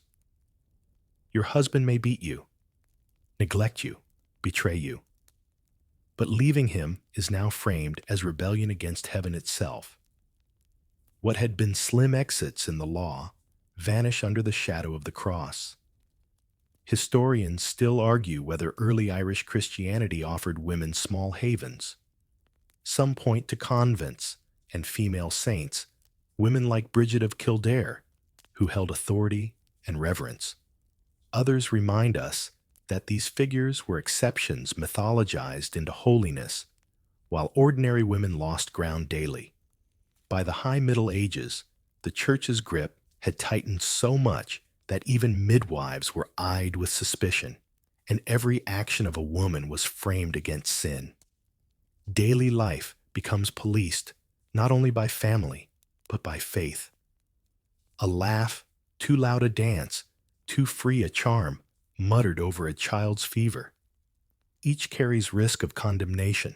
Priests preach modesty, warning women against vanity. Cover your hair, cover your body, cover your voice. Clothes that once simply scratched and froze now also bear the burden of morality. A bare head in church is disrespect. A flash of ankle is temptation. A complaint is sin. Imagine this in modern terms, a life where your boss, your teacher, and your priest are the same person, all telling you that your very thoughts are suspect, where rules shift constantly, but always against you. That was the Church's presence in women's lives. And yet women still carve out resistance. At holy wells, they whisper prayers older than Christianity, mingling pagan rites with Christian crosses. They tie cloths to trees, ask saints for healing, while quietly invoking old goddesses in their hearts. In the smoky huts, they tell folk tales of women warriors and banshees, even while priests rail against superstition. The Church may tighten its grip, but the old stories slip between its fingers. The contradiction grows sharper in childbirth. Priests condemn charms, yet arrive late with holy water when a baby struggles to breathe. Women trust midwives more than clerics, but still cross themselves when labor begins, hedging bets between God and herbs. Authority may belong to the Church on parchment, but in huts and hearths, necessity still rules. Noble women feel the grip too. Queens and ladies are paraded as models of piety, their lives written by monks as examples. Yet behind stone walls, they endure the same risks in childbirth, the same silencing in council. The gilded chapel does not change the message: obey, suffer, endure. The Church's sermons echo in marketplaces too. Gossip becomes sin. Bargaining too sharp becomes greed. Laughter too free becomes vanity. Women especially are warned to stay humble, submissive. And so you bite your tongue when a merchant cheats. You mutter a quiet prayer when anger burns and carry home less grain than you deserved. Still cracks remain. Feast days bring dancing music ale. For a night, laughter drowns sermons. Women sing, sway, and laugh until dawn, knowing tomorrow the priest will scold, but tonight they are alive. Folklore thrives, weaving saints with old gods, piety with rebellion. Even as the Church tightens its grip, women refuse to vanish into silence completely. So when you picture medieval Irish women, don't imagine only bowed heads in chapels. Picture them standing in smoky huts, balancing piety and survival, whispering old charms as they cross themselves, carrying both Eve's curse and Mary's impossible shadow. Picture them negotiating with priests, enduring sermons, and still finding ways to laugh, sing, and keep families alive. Because while the Church wrote sin into their bodies and silence into their mouths, women found ways to keep living anyway. and in their survival, they loosened the grip, if only for a breath. Wives and concubines. The words alone already sound like a hierarchy, and in medieval Ireland, that's exactly what they were. A woman was rarely just herself. She was defined by her place in a man's household, either as wife with some rights or concubine with almost none. The difference wasn't always love or choice or even ceremony. Often, it was cattle contracts and status. Under the old Brehon laws, marriage came in many flavors. There were formal unions, where both families agreed, cattle changed hands, and witnesses nodded in approval. There were looser unions, two arrangements of convenience alliances sealed in bed, rather than at the hearth. Some texts even listed up to 10 types of marriage ranging from full contract to something closer to trial partnerships. But whatever the Category 1 detail remained consistent, women rarely held the power. As a wife, you at least carried a dowry property that sometimes remained legally yours. You could on parchment claim it back if the marriage failed. You could, in theory, initiate separation if your husband neglected you, abused you, or failed to provide. Yet in theory is a phrase that rarely survived a smoky hut or a stone hall. Husbands held the social weight, the cattle the voice, before the Brens. A woman demanding rights might win in law, but lose in reputation. As a concubine, your position was even more fragile. You were acknowledged, but not elevated. You had no dowry, no guaranteed rights to inheritance for your children, no voice in disputes. You were useful for alliances sometimes taken to seal a temporary bond between families. You lived under a man's roof, but not necessarily in his respect.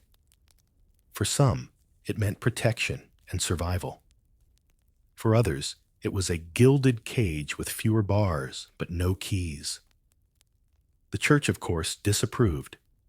Priests thundered that marriage must be sacred. One man, one wife joined before God.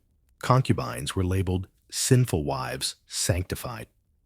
But Gaelic traditions lingered.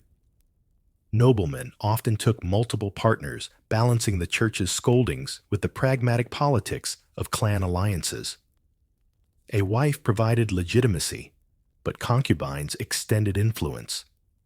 It was not unusual for a man of status to maintain both his household a web of tension. Imagine living in such a household. The wife, cloaked in wool, dyed brighter, sits at the hearth with children on her knee. The concubine, younger perhaps, tends animals outside her own child tugging at her cloak. Both women know the hierarchy. Both endure it. The wife worries her husband will favor the concubine. The concubine knows her child may inherit little, her own security hanging on his whim. There is no sisterhood here, only uneasy coexistence. For ordinary women, the line between wife and concubine blurred. A union without cattle exchanged might still look like marriage in the hut, but before the law, it was concubinage. Your children might be declared lesser, your property non-existent. You cooked, wove, birthed, and labored just the same, but your title, or lack of one, decided your respectability. Historians still argue whether these varied unions gave women more flexibility or more precarity. Some suggest women could enter unions more easily, leave them with some property, and thus retain slivers of autonomy. Others point out that flexibility without protection is a trap. It allowed men freedom, while women bore the risks. The truth, as always, lived in smoky huts, not in law texts. Think of it in modern terms. Imagine marriage contracts written like rental agreements, some long-term, some short-term, some unofficial. If you are a wife, you have a lease with terms. If you are a concubine, you live month to month, no security deposit, eviction, always possible. That was the reality of women's unions in medieval Ireland. The emotional toll was real. Songs and poems hint at jealousy, heartbreak longing. A wife sings of her husband straying. A concubine laments her uncertain future. Folklore remembers women cursing rivals, whispering spells to win affection, or weeping over children denied inheritance. Behind legal categories were hearts that still broke silently behind closed doors. Even noble women felt the sting. A queen might find herself humiliated when her husband took a concubine, openly her status diminished despite her crown. Chronicles mention disputes, feuds, even battles sparked by jealousies between wives and concubines in powerful clans. For peasants, the pain was quieter endured, with clenched teeth and long nights by the fire. Children bore the weight too. Sons of concubines often faced uncertain claims. Daughters carried whispers of illegitimacy into their own marriages. The hierarchy of mothers etched itself into the futures of children, binding generations to contracts they never signed. And yet women found ways to resist. A wife might wield her dowry as leverage threatening to withdraw support. A concubine might strengthen ties by excelling at household tasks, weaving alliances through labor and loyalty. Some women leaned on kin networks, calling brothers and fathers to defend their rights. Others whispered charms, sought saints' intercession, or simply endured, surviving long enough for fate to turn. The church kept preaching. Priests declared, one wife, one husband, fidelity above all. But in the huts and halls of Ireland, reality was messier. Women navigated that mess, walking tightropes between law and custom prayer and survival. So when you picture medieval Irish women, don't imagine them only as wives in holy matrimony. Picture them also as concubines acknowledged but vulnerable, living in households where hierarchy cut deeper than walls. Picture women balancing jealousy, survival, and labor, their lives defined by contracts written in cattle and ink, but lived in sweat and silence. Because in medieval Ireland, to be a wife or concubine wasn't just a title. It was a fate, a role in a story written by men, but carried day after day by women's bodies and hearts at market and fair. For most medieval Irish women, this was one of the rare breaks in monotony, a chance to step outside the smoky hut and into a world that buzzed with noise barter and possibility. The market was not just a place to buy and sell. It was theater classroom, gossip column, and sometimes battlefield. It was also one of the few public spaces where a woman's presence mattered, though never entirely free from judgment. You arrive at dawn cloak, pulled tight, a basket of eggs on your arm, or a bundle of flax over your shoulder. The path to the fairground is already crowded. Neighbors driving cattle children, tugging goats, merchants shouting prices for salted fish. The air smells of smoke, mud dung, and roasting meat all at once. It is chaos, yes, but chaos with a pulse that feels almost alive. For women, the market is both opportunity and test. You bring surplus wool, you spun butter, you churned herbs you gathered. These small contributions keep families afloat. Bartering requires sharp wit too soft, and you're cheated too loud, and you're scolded for being unfeminine. You haggle eyes, sharp voice steady, balancing humility with cunning. A handful of coins or a loaf of bread gained means your children eat better tonight. But markets aren't only about goods. They are about information. Women cluster near wells, sharing gossip, who is betrothed, who quarreled, who lost cattle in the storm. Rumors weave faster than threads on a loom. Sometimes the news is practical warnings of raiders, updates on harvests, whispers about a sickly lord. Sometimes it is frivolous, but even frivolity is survival. Knowing who is rising or falling matters in a world where alliances shift like clouds. Fairs are even grander annual gatherings tied to saints' days or seasonal feasts. Entire villages pour into fields, stalls sprout like weeds, and entertainers wander jugglers, musicians, poets. Children gape at brightly colored ribbons. Men drink too much ale. Women sell cheese bread cloth and quietly size up potential husbands for their daughters. For a moment, poverty looks less crushing. Life feels fuller. Yet danger lurks beneath the merriment. Crowds mean thieves. A stray hand might slip into your basket, a shove in the press of bodies might leave you bruised. Drunken men jeer, test boundaries, blame ale for boldness.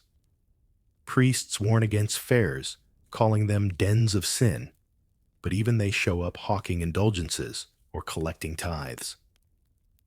Historians still argue whether markets empowered women or reinforced their limits. Some evidence suggests women ran stalls, managed trade, even loaned money. Others point to laws restricting them, reminding us that men often claim credit for women's labor. Perhaps both are true. What is clear, women were there woven into the fabric of exchange, not silent ghosts, but visible actors in the bustling dance of trade. Picture this. In modern terms, the market is part grocery store, part Facebook feed, part dating app. You buy grain, overhear gossip, and maybe set up a marriage, all while dodging creeps and thieves. It's both thrilling and exhausting, a rare taste of variety in lives otherwise confined to huts and fields. For noble women, fairs offered political theater. They walked among stalls with attendants, their cloaks brighter, their brooches gleaming. Their presence signaled wealth influence and alliances. Sometimes disputes were settled at fairs, with brehons presiding over arguments while crowds looked on. A woman's dowry might be negotiated here, her future sealed between stalls of onions and ale. Entertainment also carried risks. Musicians sang ballads that mocked lords. Poets recited satires sharp enough to ruin reputations. Laughter mingled with nervous glances. Women joined dances, sometimes in long lines, sometimes in circles, their feet pounding mud while fiddles squeaked. For a brief hour, smoke and sorrow dissolved in rhythm. Yet priests scowled, muttering that joy could turn too easily into sin. Food at the fair was an indulgence. Honey cakes, roasted mead ale, frothing in mugs. For a peasant woman, even a taste was rare delight. You might spend a hard-earned coin on a sweet for a child, watching their eyes widen in wonder. That moment, brief, sticky, joyous, was worth more than cattle fines or legal codes. But fairs could also be brutal reminders of hierarchy. Nobles sat in tents, eating from silver, while peasants squatted on grass with wooden bowls. Priests blessed, some cursed others. A poor woman selling eggs might be mocked, her goods undervalued. Still, she returned year after year because survival required it. At day's end, you trudge home, basket light or cloak, damp with rain. Your feet ache, your voice hoarse from haggling. Yet you carry more than goods. You carry stories, knowledge, laughter, even a scrap of joy. The fairground mud clings to your hem, but so does the memory of music, color, and community. So when you picture medieval Irish women, don't imagine them hidden away. Picture them at markets and fairs, haggling with sharp tongues, whispering gossip, juggling children on hips while balancing baskets. Picture them laughing at musicians, scolding drunkards, clutching sweets for their little ones. Because in these crowded spaces, women were not invisible. They were participants in the heartbeat of their world. carving out survival, one trade, one story, one fare at a time. Winter nights of survival. The phrase alone feels like a challenge, and for women in medieval Ireland, it was a test repeated every year. Winter was not simply a season, it was an adversary. Cold seeped through mud walls, wind howled like banshees through thatch, and snow buried the fields that once fed you.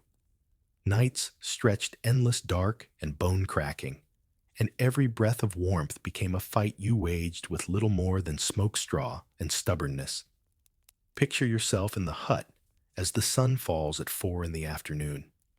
The fire sputters weakly, your cloak damp from the day's rain. You huddle near the hearth, rubbing hands raw with cold, watching children curl together like puppies. Outside, wind lashes the walls, finding every crack and gap slipping inside like a thief. The floor stiffens with frost. Even indoors, you can see your own breath. Your bedding is straw, flattened by months of use layered with scraps of wool, and the same cloak you wore in the fields. Fleas and lice skitter in the warmth of bodies, making sleep itch as much as chill. You tug children closer, pile bodies in layers. Grandparents on the outside, babies in the middle, everyone pressed tight. Privacy doesn't exist, but warmth barely does either. Survival is the only goal. Fire is lifeline. Without it, you freeze. Every night before bed, you bank the coals, covering embers with ash so they'll smolder till morning. If you fail, dawn greets you with a dead hearth, and starting a fire anew means fumbling with flint and frozen fingers in darkness. A mistake can be deadly. Many prayers whispered at night are less about heaven and more about keeping those embers alive. Food is thinner in winter. Summer's surplus has long been eaten. What remains are hard loaves, dried beans, salted scraps. Women stretch them boiling watery pottage, mixing bark or acorns into flour. Children complain of hunger stomachs rumbling louder than the wind. You hush them with stories, distract them with songs. Some winters, famine gnaws harder than frost, and neighbors waste away. Every spoonful you ration feels like gambling with death. Disease lurks in the shadows. Cold air weakens lungs. Smoke from the fire chokes throats. Coughs echo in the hut, fevers spread like spilled ale. There are no doctors, only midwives with herbs and prayers. Yarrow tea, honey, and milk, charms muttered against fever. Some children recover. Some don't. You bury them in frozen ground hands, blistered from digging, heart numb from grief. Then you return to the hut where others still need you. The nights themselves stretch long, and boredom gnaws almost as sharp as hunger. With daylight gone, work slows. You mend clothes by firelight, fingers clumsy in the flicker. You spin wool, hum lullabies, tell stories. Old tales of heroes, saints, banshees, fairy mounds. Children listen wide-eyed, forgetting for a moment the cold. Folklore becomes as much survival as porridge. Imagination warms where fire fails. Historians still argue whether Irish huts provided more warmth than their English counterparts. Some suggest wattle and daub walls insulated better than stone. Others point to archaeological remains showing signs of smoke damage, mold, and drafts so severe you could feel wind indoors. Whichever view is right, your body knows the truth. Cold never truly leaves. You live in a world where even under a blanket of skins, toes still numb, breath still frosts, joints still ache. Imagine this. In modern terms, your house has no heating, no insulation, no mattress. You sleep in a damp shed with your entire family, your pets, and smoke filling the air. And every night, you know a single mistake, a fire dying, a frost too sharp, a larder too empty, might mean you don't wake up. That was a winter night in medieval Ireland. And yet, within this bleakness, women carried the rhythm of survival. You are the one stoking the hearth at midnight, the one pulling cloaks tighter around children, the one humming through your own chattering teeth so babies feel comfort. You are the one rationing food, stretching scraps into meals, trading gossip and remedies with neighbors. Winter's weight fell on everyone, but its daily battles were fought by women at the hearth. Noble women did not escape. In stone halls, fires burned brighter furs layered thicker. But stone walls trapped cold like tombs, drafts slicing through like knives. Servants kept fires alive, but even queens shivered, praying through long nights. Wealth softened edges, but did not erase the season's cruelty. There were small victories. A neighbor shares ale. A rabbit snared in the woods adds meat to pottage. A story makes children laugh so hard they forget frost for an hour. A song circles the hearth voices, weaving hope into the night. These moments mattered. They were proof that winter might crush crops, but not spirits. So, when you picture medieval Irish women, don't imagine them only in daylight, bent in fields or markets. Picture them in winter nights, cloaked in smoke pressed between children, and goats whispering stories as frost creeps under the door. Picture them tending embers like holy relics, holding families together, not with law or wealth, but with warmth wrung from ash and stubbornness. Because in the end, survival in those brutal nights wasn't about walls or roofs. It was about women watching, working, enduring until dawn finally returned when famine strikes. The words alone carry a chill heavier than winter winds. In medieval Ireland, famine was not a rare catastrophe, it was a recurring shadow. Crops failed, rains drowned fields, or frost killed seed. Herds sickened, trade routes collapsed, raids stole supplies. Hunger arrived like an unwelcome guest and stayed until it hollowed bodies, thinned villages, and left graves scattered across frozen ground. For women, famine was more than scarcity. It was a daily negotiation between desperation and endurance. You wake one morning and find the oat bin nearly empty. The bread is gone, the butter churned dry. The children stir eyes, hollow stomachs, groaning louder than their voices. The fire burns weakly, but there is little to cook. You scrape the pot, gather crumbs, and stir water with barley husks, pretending it is porridge. They eat it because it is all there is. You chew nothing, telling them you are not hungry, though your stomach twists. At first, hunger whispers, meals shrink, bread thins, bowls are shared by more mouths. Women bear the brunt, eating last-giving portions to children. A mother's ribs show before her child's do. You work fields still, even with no strength, dragging your body through mud in hope of coaxing life from stubborn soil. Your cloak hangs loose, not from tailoring, but from loss. Then hunger screams. Children cry through the night. The old collapse. Neighbors bury the weak, quietly too tired for wailing. The hut reeks of sickness, fever, dysentery coughs that sound like death rattling the door. Starvation rarely comes alone. It brings disease, carried by weakened bodies, spread in crowded huts. Women tend the sick with no medicine, only rags soaked in water, whispered prayers, and herbs so thin they might as well be weeds. Some turn to desperate measures. Acorns are ground into bitter flour. Nettles and weeds boil into soup. Bark is scraped from trees. If you are near the sea, you scavenge limpet seaweed, anything edible. Your hands are raw from digging frozen earth, your knees blackened from kneeling in mud. And still, hunger gnaws. Historians still argue whether medieval Ireland faced famine more than its neighbors. Some records suggest frequent crop failures worsened by poor storage and raids. Others say the land rich in grass and cattle cushioned the blow.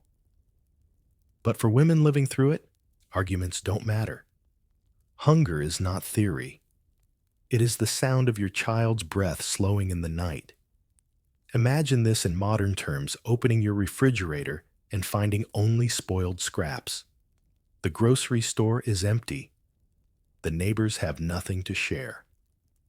And when you complain, the priest says famine is God's will, a test of faith. That was famine in medieval Ireland, inescapable, communal, and cruelly sanctified. The church preached patience. Priests urged prayer, fasting, offerings to saints. Holy wells saw crowds of gaunt women dipping cloths, tying rags to branches, begging for miracles. Pilgrims trudged barefoot, bones visible beneath cloaks, chanting litanies with lips cracked from thirst. Faith gave comfort, but never bread. And yet women found ways to stretch survival. They shared when men would not. They whispered which herbs soothed hunger, which roots could be dug. They traded gossip of hidden stores, smuggling scraps when no one watched. In famine, women became strategists, juggling starvation like fire. Sometimes famine sparked violence. Neighbors fought over grain. Clans raided weaker villages. Women carried the scars of these clashes, widows left behind, daughters stolen, huts burned. Hunger stripped away civility, revealing desperation in its rawest form. Yet famine also carved solidarity. Women huddled at wells, sharing thin broth, singing laments together. Music softened despair, even as voices trembled. Folklore says banshees wailed louder during famine, as if the land itself grieved. Stories of saints multiplied tales of miraculous loaves or cattle restored. Whether true or not, they gave hope, and hope was sustenance of its own. For noble women, famine brought different burdens. Castles still held stores, but pressure mounted to feed followers. Ladies oversaw rationing, deciding who lived and who starved. It was power, yes, but power heavy with guilt. To deny food was to doom lives. To give too much was to endanger one's own household. Even in stone halls, famine pressed cold fingers to every table. Children often fared worst. Their bodies wasted quickly, bellies, swollen eyes dull. Mothers sang to distract them from hunger pains, rocking them in straw that smelled more of sickness than comfort. Some lived, many did not. Graveyards grew, and grief became as common as frost. Women bore it quietly, because tears did not fill bowls. And yet famine never erased joy completely. A berry found in snow sparked laughter. A rabbit caught meant feasting. A song hummed at night lifted spirits for a few breaths. Women clung to these moments, weaving them into memory as shields against despair. So when famine struck, survival was not measured only in grain, but in resilience. Women endured, giving up food, dignity, even hope, but somehow clinging to life. Their hands cracked and bleeding still stirred pots of nettles. Their voices still sang lullabies over empty bowls. Their bodies still rose at dawn, facing fields with nothing left to give but themselves. When famine strikes, you see women not as silent sufferers, but as anchors, holding huts together, rationing scraps, soothing the dying, teaching the living how to endure. Hunger may hollow bellies, but women carry the weight of survival in their arms, their voices, their stubborn refusal to let the ember of life go out. Because famine was not only the enemy of crops, it was the enemy of spirit. And in medieval Ireland, women fought it daily, with nothing but bare hands, cracked voices, and hope stitched stubbornly into their bones. the shadow of violence. It stretches across every woman's life in medieval Ireland, as constant as the wind and as unforgiving as winter. Violence is not an exception here. It is the background hum, the ever-present threat. Wars between clans, raids across borders, quarrels at fairs, even disputes within huts, all of it leaves scars. And women are too often the ones carrying the heaviest marks. Step outside your smoky hut, and you know the dangers. The hills around you are dotted with ring forts reminders that life here is never safe. Clans feud over cattle land or honor, and those feuds do not pause for women or children. If raiders ride through, they take livestock first and people second. Sometimes they leave with sons to ransom, sometimes with daughters to bind into alliances or worse. You live knowing that violence can arrive with hoofbeats at dusk, your world overturned in minutes. Inside the hut, the threat lingers still. Husbands strained by hunger drink or pride sometimes lash out. Brayan laws acknowledge this reality in their own twisted way, listing fines for injuries as if a bruise could be tallied in cattle. Your suffering becomes arithmetic, one blow, one payment, honor restored. The pain in your ribs is merely an entry in a man's ledger. Violence at home is normalized, explained away as discipline, or justified as tradition. Public punishments add another layer. Women accused of gossip infidelity, or simply being inconvenient, may be strapped into cucking stools, dunked in rivers, or fitted with branks that press cruelly against their tongues. Men cheer, children laugh, priests mutter about sin. Humiliation is itself a weapon, and women's bodies are the stage. The law pretends it is justice, but you know it is cruelty dressed up in ritual. And then there are the greater storms wars that sweep entire regions. Irish annals tell of raids, burning villages, women carried off as spoils. You might be the prize of conquest, a body treated as currency. Chronicles note it bluntly. They took women and cattle. The sentence carries no horror for the scribe, but for you it is a life shattered. Historians still argue how common these abductions were. Some suggest exaggeration in the annals' rhetoric meant to glorify victors.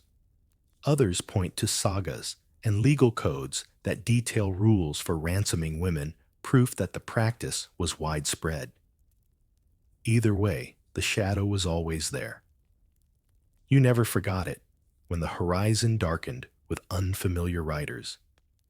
Think of it in modern terms, living in a neighborhood where burglary, assault, and kidnapping are not rare news items, but weekly inevitabilities. And worse, the police don't protect you.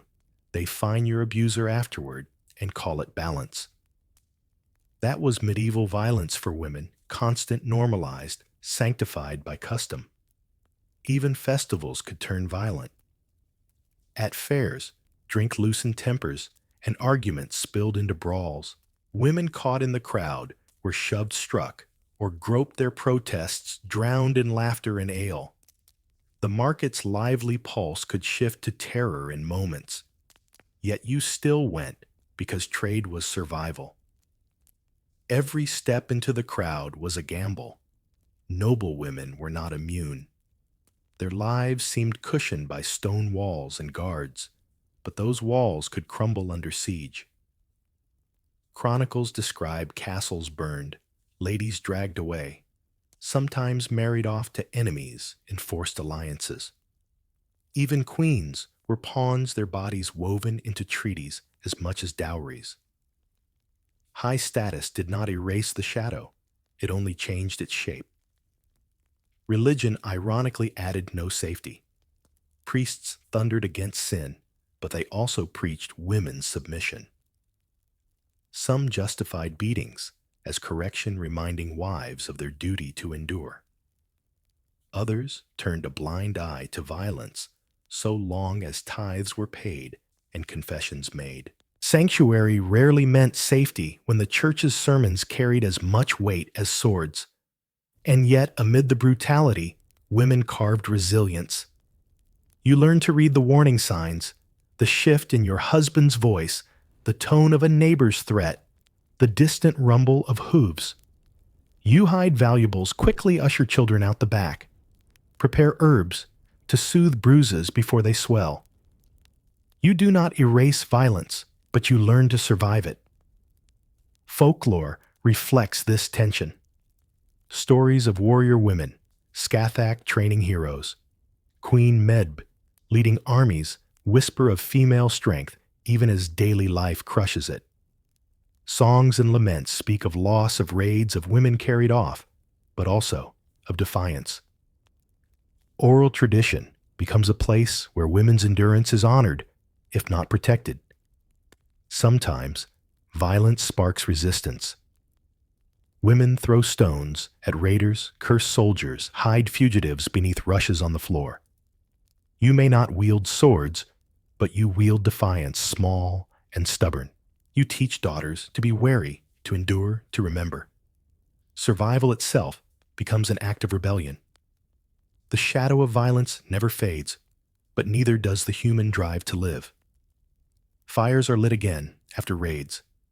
Children laugh again after burials. Women sing lullabies even after blows. Each act of care is itself a strike against the shadow.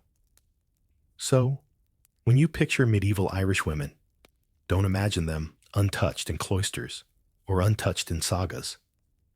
Picture them standing in smoky huts, scars hidden under cloaks, eyes sharp with caution. Picture them enduring raids, punishments, blows, and still waking at dawn to grind grain, to stir porridge, to keep families alive. Because violence was constant, but so was survival. And in that balance, women bore the heaviest weight, carrying families through storms not by swords, but by sheer unbroken endurance, witchcraft, and fear. The very words could twist a woman's life into knots she might never untangle. In medieval Ireland, healing midwifery and superstition blurred together so tightly that one woman's kindness could be another neighbor's accusation. To know herbs, to mutter charms, to ease pain with whispered prayers, these could save lives, but they could also brand you dangerous. Fear seeped into every hut like smoke, not just fear of hunger or raiders, but fear of being named witch. Picture yourself by the hearth. A child coughs thin and rattling. You crush yarrow mix honey with garlic, murmur a charm your grandmother taught you. The child improves. Neighbors nod in gratitude. But if he worsens, whispers stir. She tried strange words. She touched him with herbs. Perhaps she made it worse. Healing is never safe work when fear shadows every outcome. Midwives walk this razor's edge daily, their skill with childbirth turning breech babies, easing pain with herbs, stopping bleeding with poultices was essential. Without them, mothers died in droves, but their power unsettled priests. When they tied charms of rowan twigs to cradles or sprinkled water before a birth, priests muttered about pagan remnants. When a child thrived, it was God's will. When a child died, suspicion tilted toward the woman who helped. The church amplified fear.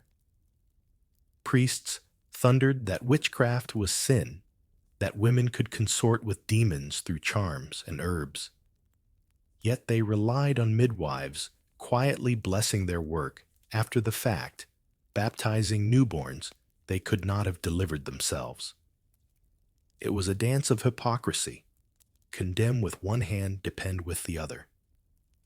Superstitions clung stubbornly. Women tied rags to holy trees, whispered at wells buried charms under thresholds. To them, it was protection, a weaving of old and new faith. But priests frowned, warning that these acts invited devils. A woman who clung too openly to old ways risked being named suspect.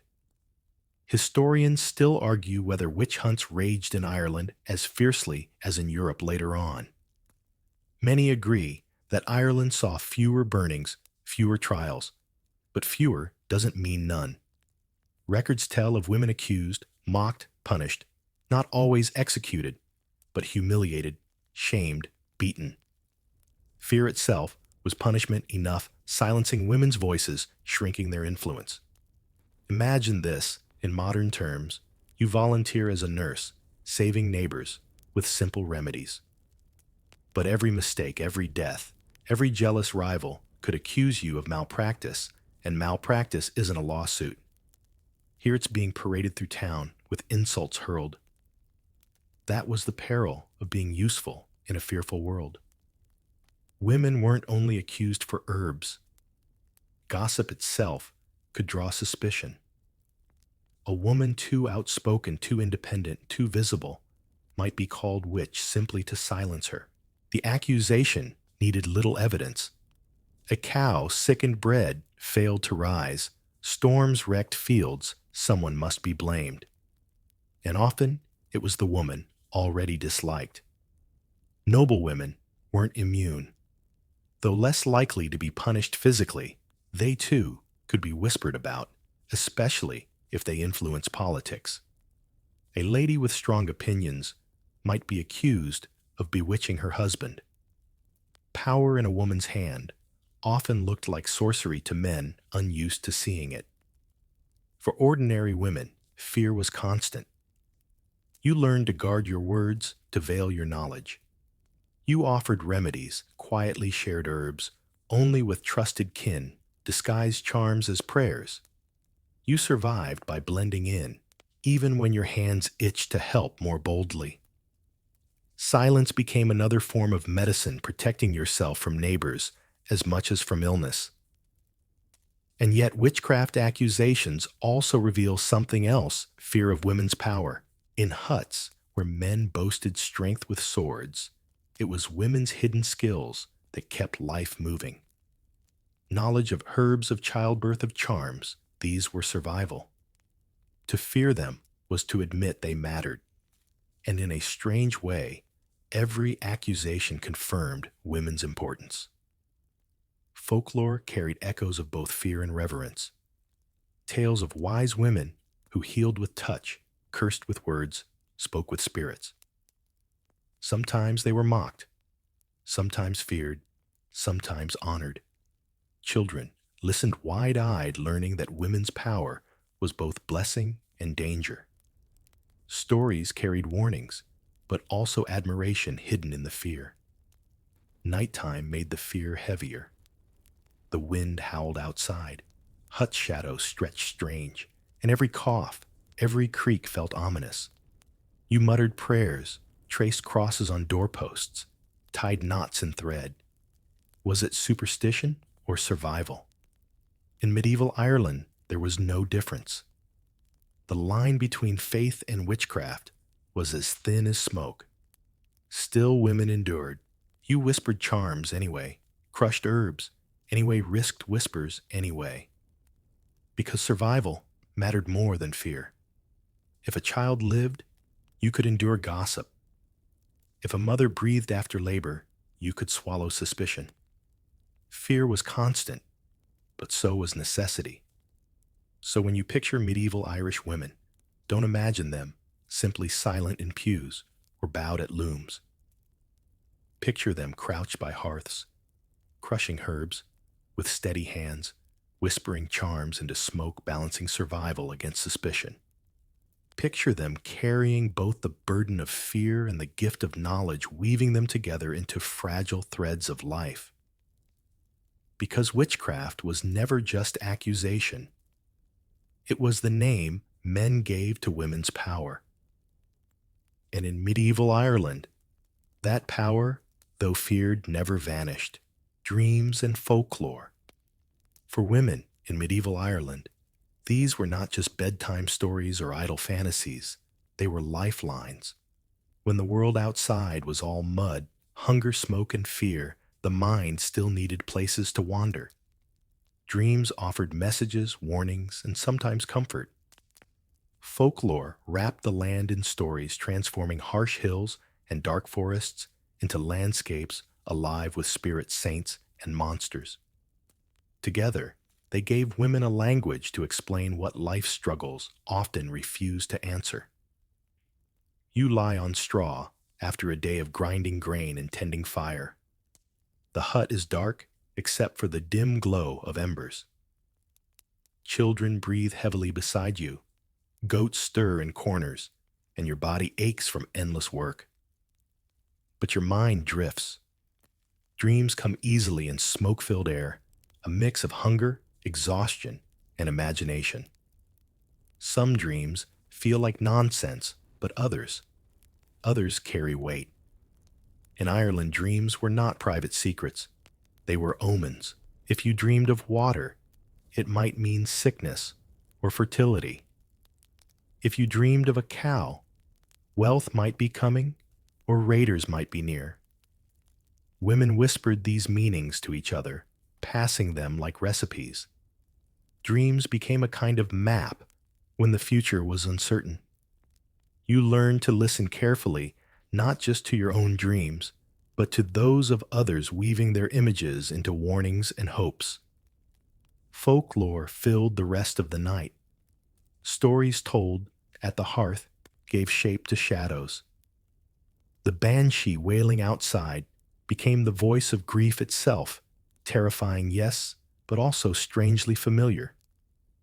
When you lost a child, when famine took a neighbor, you thought you heard her cry, and in a way, it felt like acknowledgement the land itself mourned with you. Fairy mounds dotted the hills, places where women warned children not to play. Spirits lived there, tricksters and thieves capable of stealing a child or swapping it with a changeling. Mothers, desperate to explain sudden infant illness, clung to these stories. A sick baby might not be yours anymore. It might be a fairy substitute. Painful, yes, but also a way to bear grief, to turn senseless death into something with meaning, however cruel. Then there were tales of heroes and warrior women. Queen Med, fierce and proud, leading armies in the Tainbo Cuailinga. Scathach, the shadowy trainer of warriors in Alba. These stories glowed at the edges of the firelight, whispered reminders that women too could be powerful, even if only in myth. You might never wield a sword, but you held their names in your heart when survival felt impossible. Historians still argue whether folklore empowered or constrained women. Some see in the banshee or the changeling myth a reflection of fear of women blamed for death, of mothers accused of negligence. Others argue folklore gave women a coded language, a way to name grief, rage, and hope when the church silenced them. Either way, the stories endured, stitched into lullabies, gossip, and even prayers. Dreams and folklore shaped daily choices. A woman who dreamed of blood might postpone travel. A tale of saints protecting women in childbirth gave hope when pain grew unbearable. A charm muttered against fairies before bed might ease your mind enough to sleep. These weren't frivolous beliefs. They were survival strategies, psychological shields in a world that offered little control. Think of it in modern terms: therapy sessions wrapped in superstition, bedtime stories functioning as community wisdom. Dreams became free counseling, folklore became public service announcements. They weren't science, but they made sense of chaos. And in a smoke-filled hut, sometimes sense mattered more than truth. Priests tried to police this realm too. They warned against listening to dreams, claiming they were devilish tricks. They called fairy stories pagan remnants, dangerous to souls. But women held on to them anyway. Because sermons didn't explain why babies died, why raids happened, why hunger gnawed. Folklore did. And so in quiet defiance, women kept dreaming, kept telling tales even as they crossed themselves at dawn. There were lighter sides, too. At fairs, storytellers spun long sagas, voices rising above the clamor. Women laughed, clapped, added their own whispers. Around the hearth, tales softened long winter nights, distracting children from hunger. Even exhausted, you found yourself smiling at a ridiculous story of a trickster spirit, or humming an old tune about a giant who fell asleep for 100 years. Laughter was rare, but stories made it possible. For noble women, dreams and folklore carried political weight. A queen's dream might be interpreted as prophecy guiding alliances or wars. Monks recorded visions of holy women shaping them into saints' lives. Sometimes these visions were used to elevate women, giving them voices beyond the hearth, but often they were co-opted, reshaped to fit the church's agenda. Still, the raw dreams began with women themselves, bodies aching in beds, minds wandering into otherworldly places. At dawn, you wake, shake straw from your cloak, and share the dream you had. Neighbors nod, interpret, argue. Folklore is collective. It belongs to everyone, shaped by repetition. Your story tonight will be someone else's truth tomorrow. And in that way, even when your body feels trapped, your imagination travels further than borders, further than hunger, further than law. So when you picture medieval Irish women, don't see only bent backs over querns or tired eyes by hearths. Picture them dreaming of rivers and cows, of warriors and banshees. Picture them telling stories to children in smoky huts, weaving folklore into the night. Picture them clinging to tales not just for entertainment, but for survival. Because in a world where reality was brutal dreams, and folklore gave women a different kind of power, the power to explain, to endure, and to imagine something beyond the smoke. Queens and noble women. At first glance, their lives seem gilded stone, castles, silk cloaks, servants at their call. Compared to huts of mud and smoke, a noble woman's hall might look like paradise. But peel back the stone walls and the polished brooches, and you find the same weight pressing down: expectation, danger, and survival. Privilege softened the straw, but it didn't erase the cold. As a noble woman, you are born into politics, not comfort. From the moment of your birth, your future is negotiated across clan alliances. Your dowry isn't just cattle, it's land silver, sometimes entire villages. You are less a daughter than a treaty. Before you can even walk, older men have spoken your fate in low voices, sealing your future in the promise of unity between rival clans. Marriage comes early. Sometimes you are no more than 13 or 14, cloaked in heavy wool, walking into a hall where strangers call you wife. The wedding feast might sparkle with music, roasted meat, and goblets of wine. But beneath the surface, it is transaction. You are the glue holding men's agreements together. Your body, the insurance of peace, or the excuse for war if things fall apart. Life inside a noble hall is not idle. Yes, you are spared grinding querns and mucking stalls, but your responsibilities are heavy. You oversee servants, manage stores, direct weaving rooms. Every cloak woven, every loaf baked, every candle dipped runs through your hands as supervisor. If food is scarce, blame falls on you. If cloth supply fails, you are scolded. Your work is less physical, more managerial, but no less exhausting. Childbirth is still your greatest trial. Even queens die in labor, their screams echoing in stone halls. Physicians, maybe summoned priests, bless the chamber, but no crown shields a woman from hemorrhage or infection.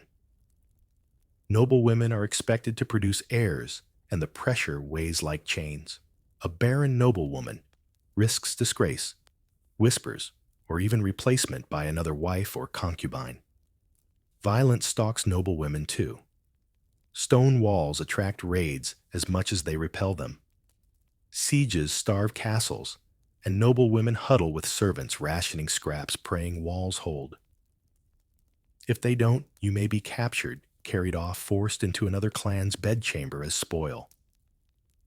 Chronicles record it bluntly. They took the women and the cattle. The women in those lines were queens, ladies, noble daughters, no safer than peasants once violence breached stone. Historians still argue whether noble women wielded real power. Some evidence points to queens like Gormfleth, who influenced kingship itself, or to abbesses, who ruled vast church lands. Others insist these were rare exceptions, that most noble women lived as silent pawns. The truth is, tangled noble women had influence, yes, but it was always precarious, always tethered to men's whims. In court politics, you might serve as mediator, whispering counsel into your husband's ear. Some chroniclers note that lords listened sometimes, but they also recorded women accused of bewitching or misleading their husbands, as if a woman's wisdom could only exist as trickery. Influence was tolerated until it became threatening. Then it was silenced. Still, noble women found subtle ways to resist. You commission poems praising your kin, weaving propaganda into art. You arrange fosterage, sending your children to be raised in allied households, strengthening your family's bonds. You manage estates when husbands raid abroad, keeping tenants fed rents, collected disputes settled. And when famine strikes, you stand in storerooms deciding how much grain to ration, balancing mercy with survival. Your decisions can save lives or doom them. Religious life offered another path. Some noble women chose or were forced into nunneries, trading politics for piety. But even there, power played its games. Abbesses of great monasteries wielded authority, rivaling kings, commanding lands, managing wealth. In stone cloisters, women carved a space of independence the secular world denied. Yet piety, too, was a cage lined with prayers instead of cattle fines. Imagine this. In modern terms, you live in a mansion. Yes, but your marriage is a business deal. Your career is running the mansion like a corporation, and your job security depends entirely on producing heirs. If you fail, you're expendable. The chandeliers and velvet can't soften that truth. Jealousies simmer in noble halls. Wives compete with concubines. Sisters-in-law quarrel over status. Servants whisper gossip that climbs walls faster than ivy. A noble woman is constantly watched, judged, weighed. Even laughter can be dangerous if heard at the wrong moment. One misstep can spark scandal, and scandal in politics can be fatal. And yet, noble women also shaped culture. They commissioned manuscripts, fostered bards, inspired legends. Some became patrons of saints, their names etched into chronicles. Their presence lingers in poetry and annals, reminders that women were not entirely erased, even in male-dominated halls. Their voices may be faint, but they echo still. At night, you sit in the hall, children asleep, servants gone. The fire burns, low shadows stretch across stone. You pull your cloak tighter, listening to the wind howl through arrow slits. The castle feels vast, but cold. You think of women in huts, huddled together, with goats and children. You envy their closeness, their shared warmth. Your hall is grand, but it is lonely. So when you picture medieval Irish noblewomen, don't imagine endless luxury. Picture heavy cloaks, strained smiles, long silences. Picture women carrying the weight of alliances, the terror of childbirth, the risk of siege. Picture them managing estates, whispering advice, telling stories to children by stone fires. Because queens and noblewomen did not escape brutality. They lived it differently, cloaked in status framed by walls, but always under the same shadow of survival. Rebellion and resistance. Two words that pulse beneath the surface of every medieval Irish woman's life. Outwardly, she may bow her head, follow laws written by men, obey priests, endure husbands. But beneath the cloak of obedience lies a stubborn core. Women resisted in small ways, quiet, persistent, often invisible, and sometimes in bold acts that rippled through clans and kingdoms. Rebellion wasn't only waged with swords. It was also whispered at well-sung laments and lived in daily defiance. Start with the small rebellions. You, a peasant woman, barter at the market with sharper tongue than expected. Men mutter that you're too bold, but you smile sweetly, shave a coin off the deal, and walk away with more grain than you should. You hoard a little milk for your own children, instead of turning it all to butter for your husband's kin.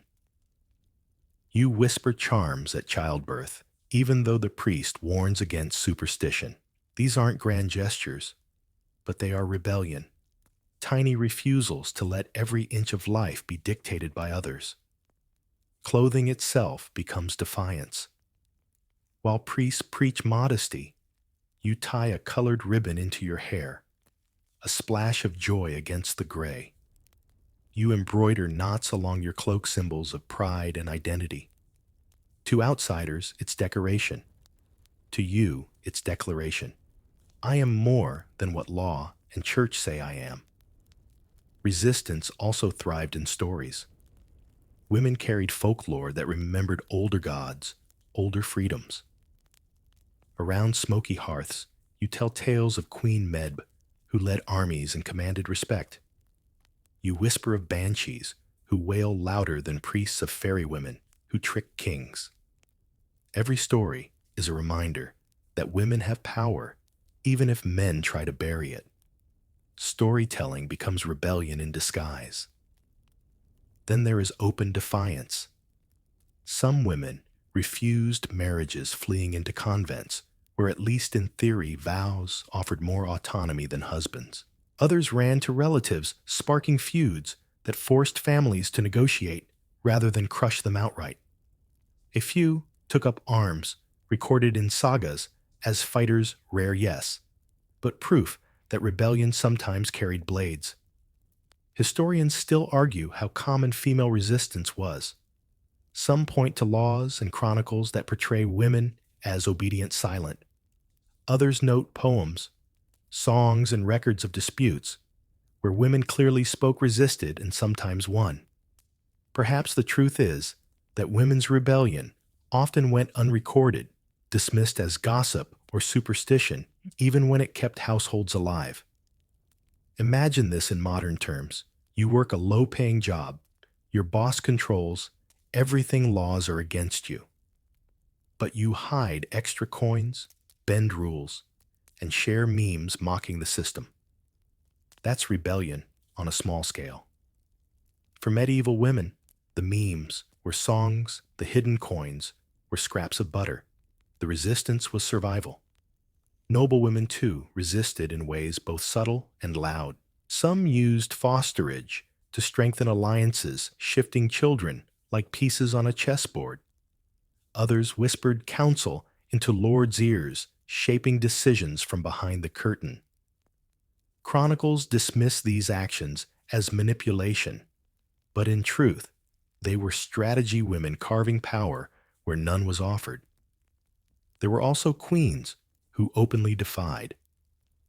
Medb of Connaught is remembered for commanding armies, her sexuality and ambition both celebrated and vilified. Gormflaith, Inian Flan, later maneuvered through multiple marriages to kings, influencing politics with sharp cunning. To men, these women were dangerous. To women, they were proof that rebellion was possible. Religion itself could be a tool of defiance. Some women leaned into sainthood, founding convents, commanding respect as abbesses. In cloisters, women sometimes wielded more authority than outside, managing land and wealth. Was it freedom? Not entirely.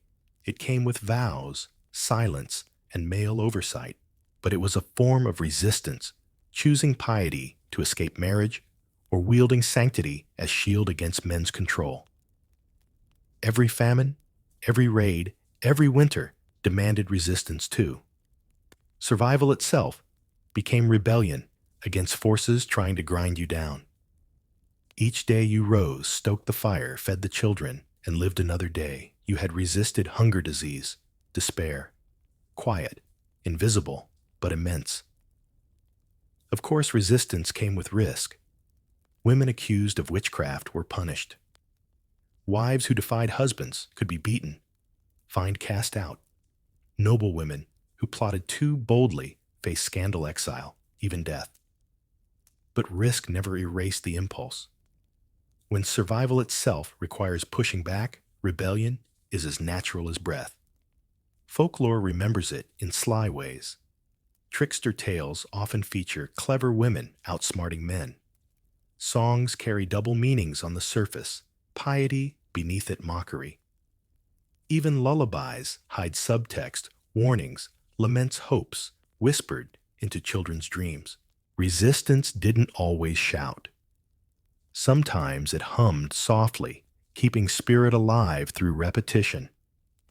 Picture a winter night.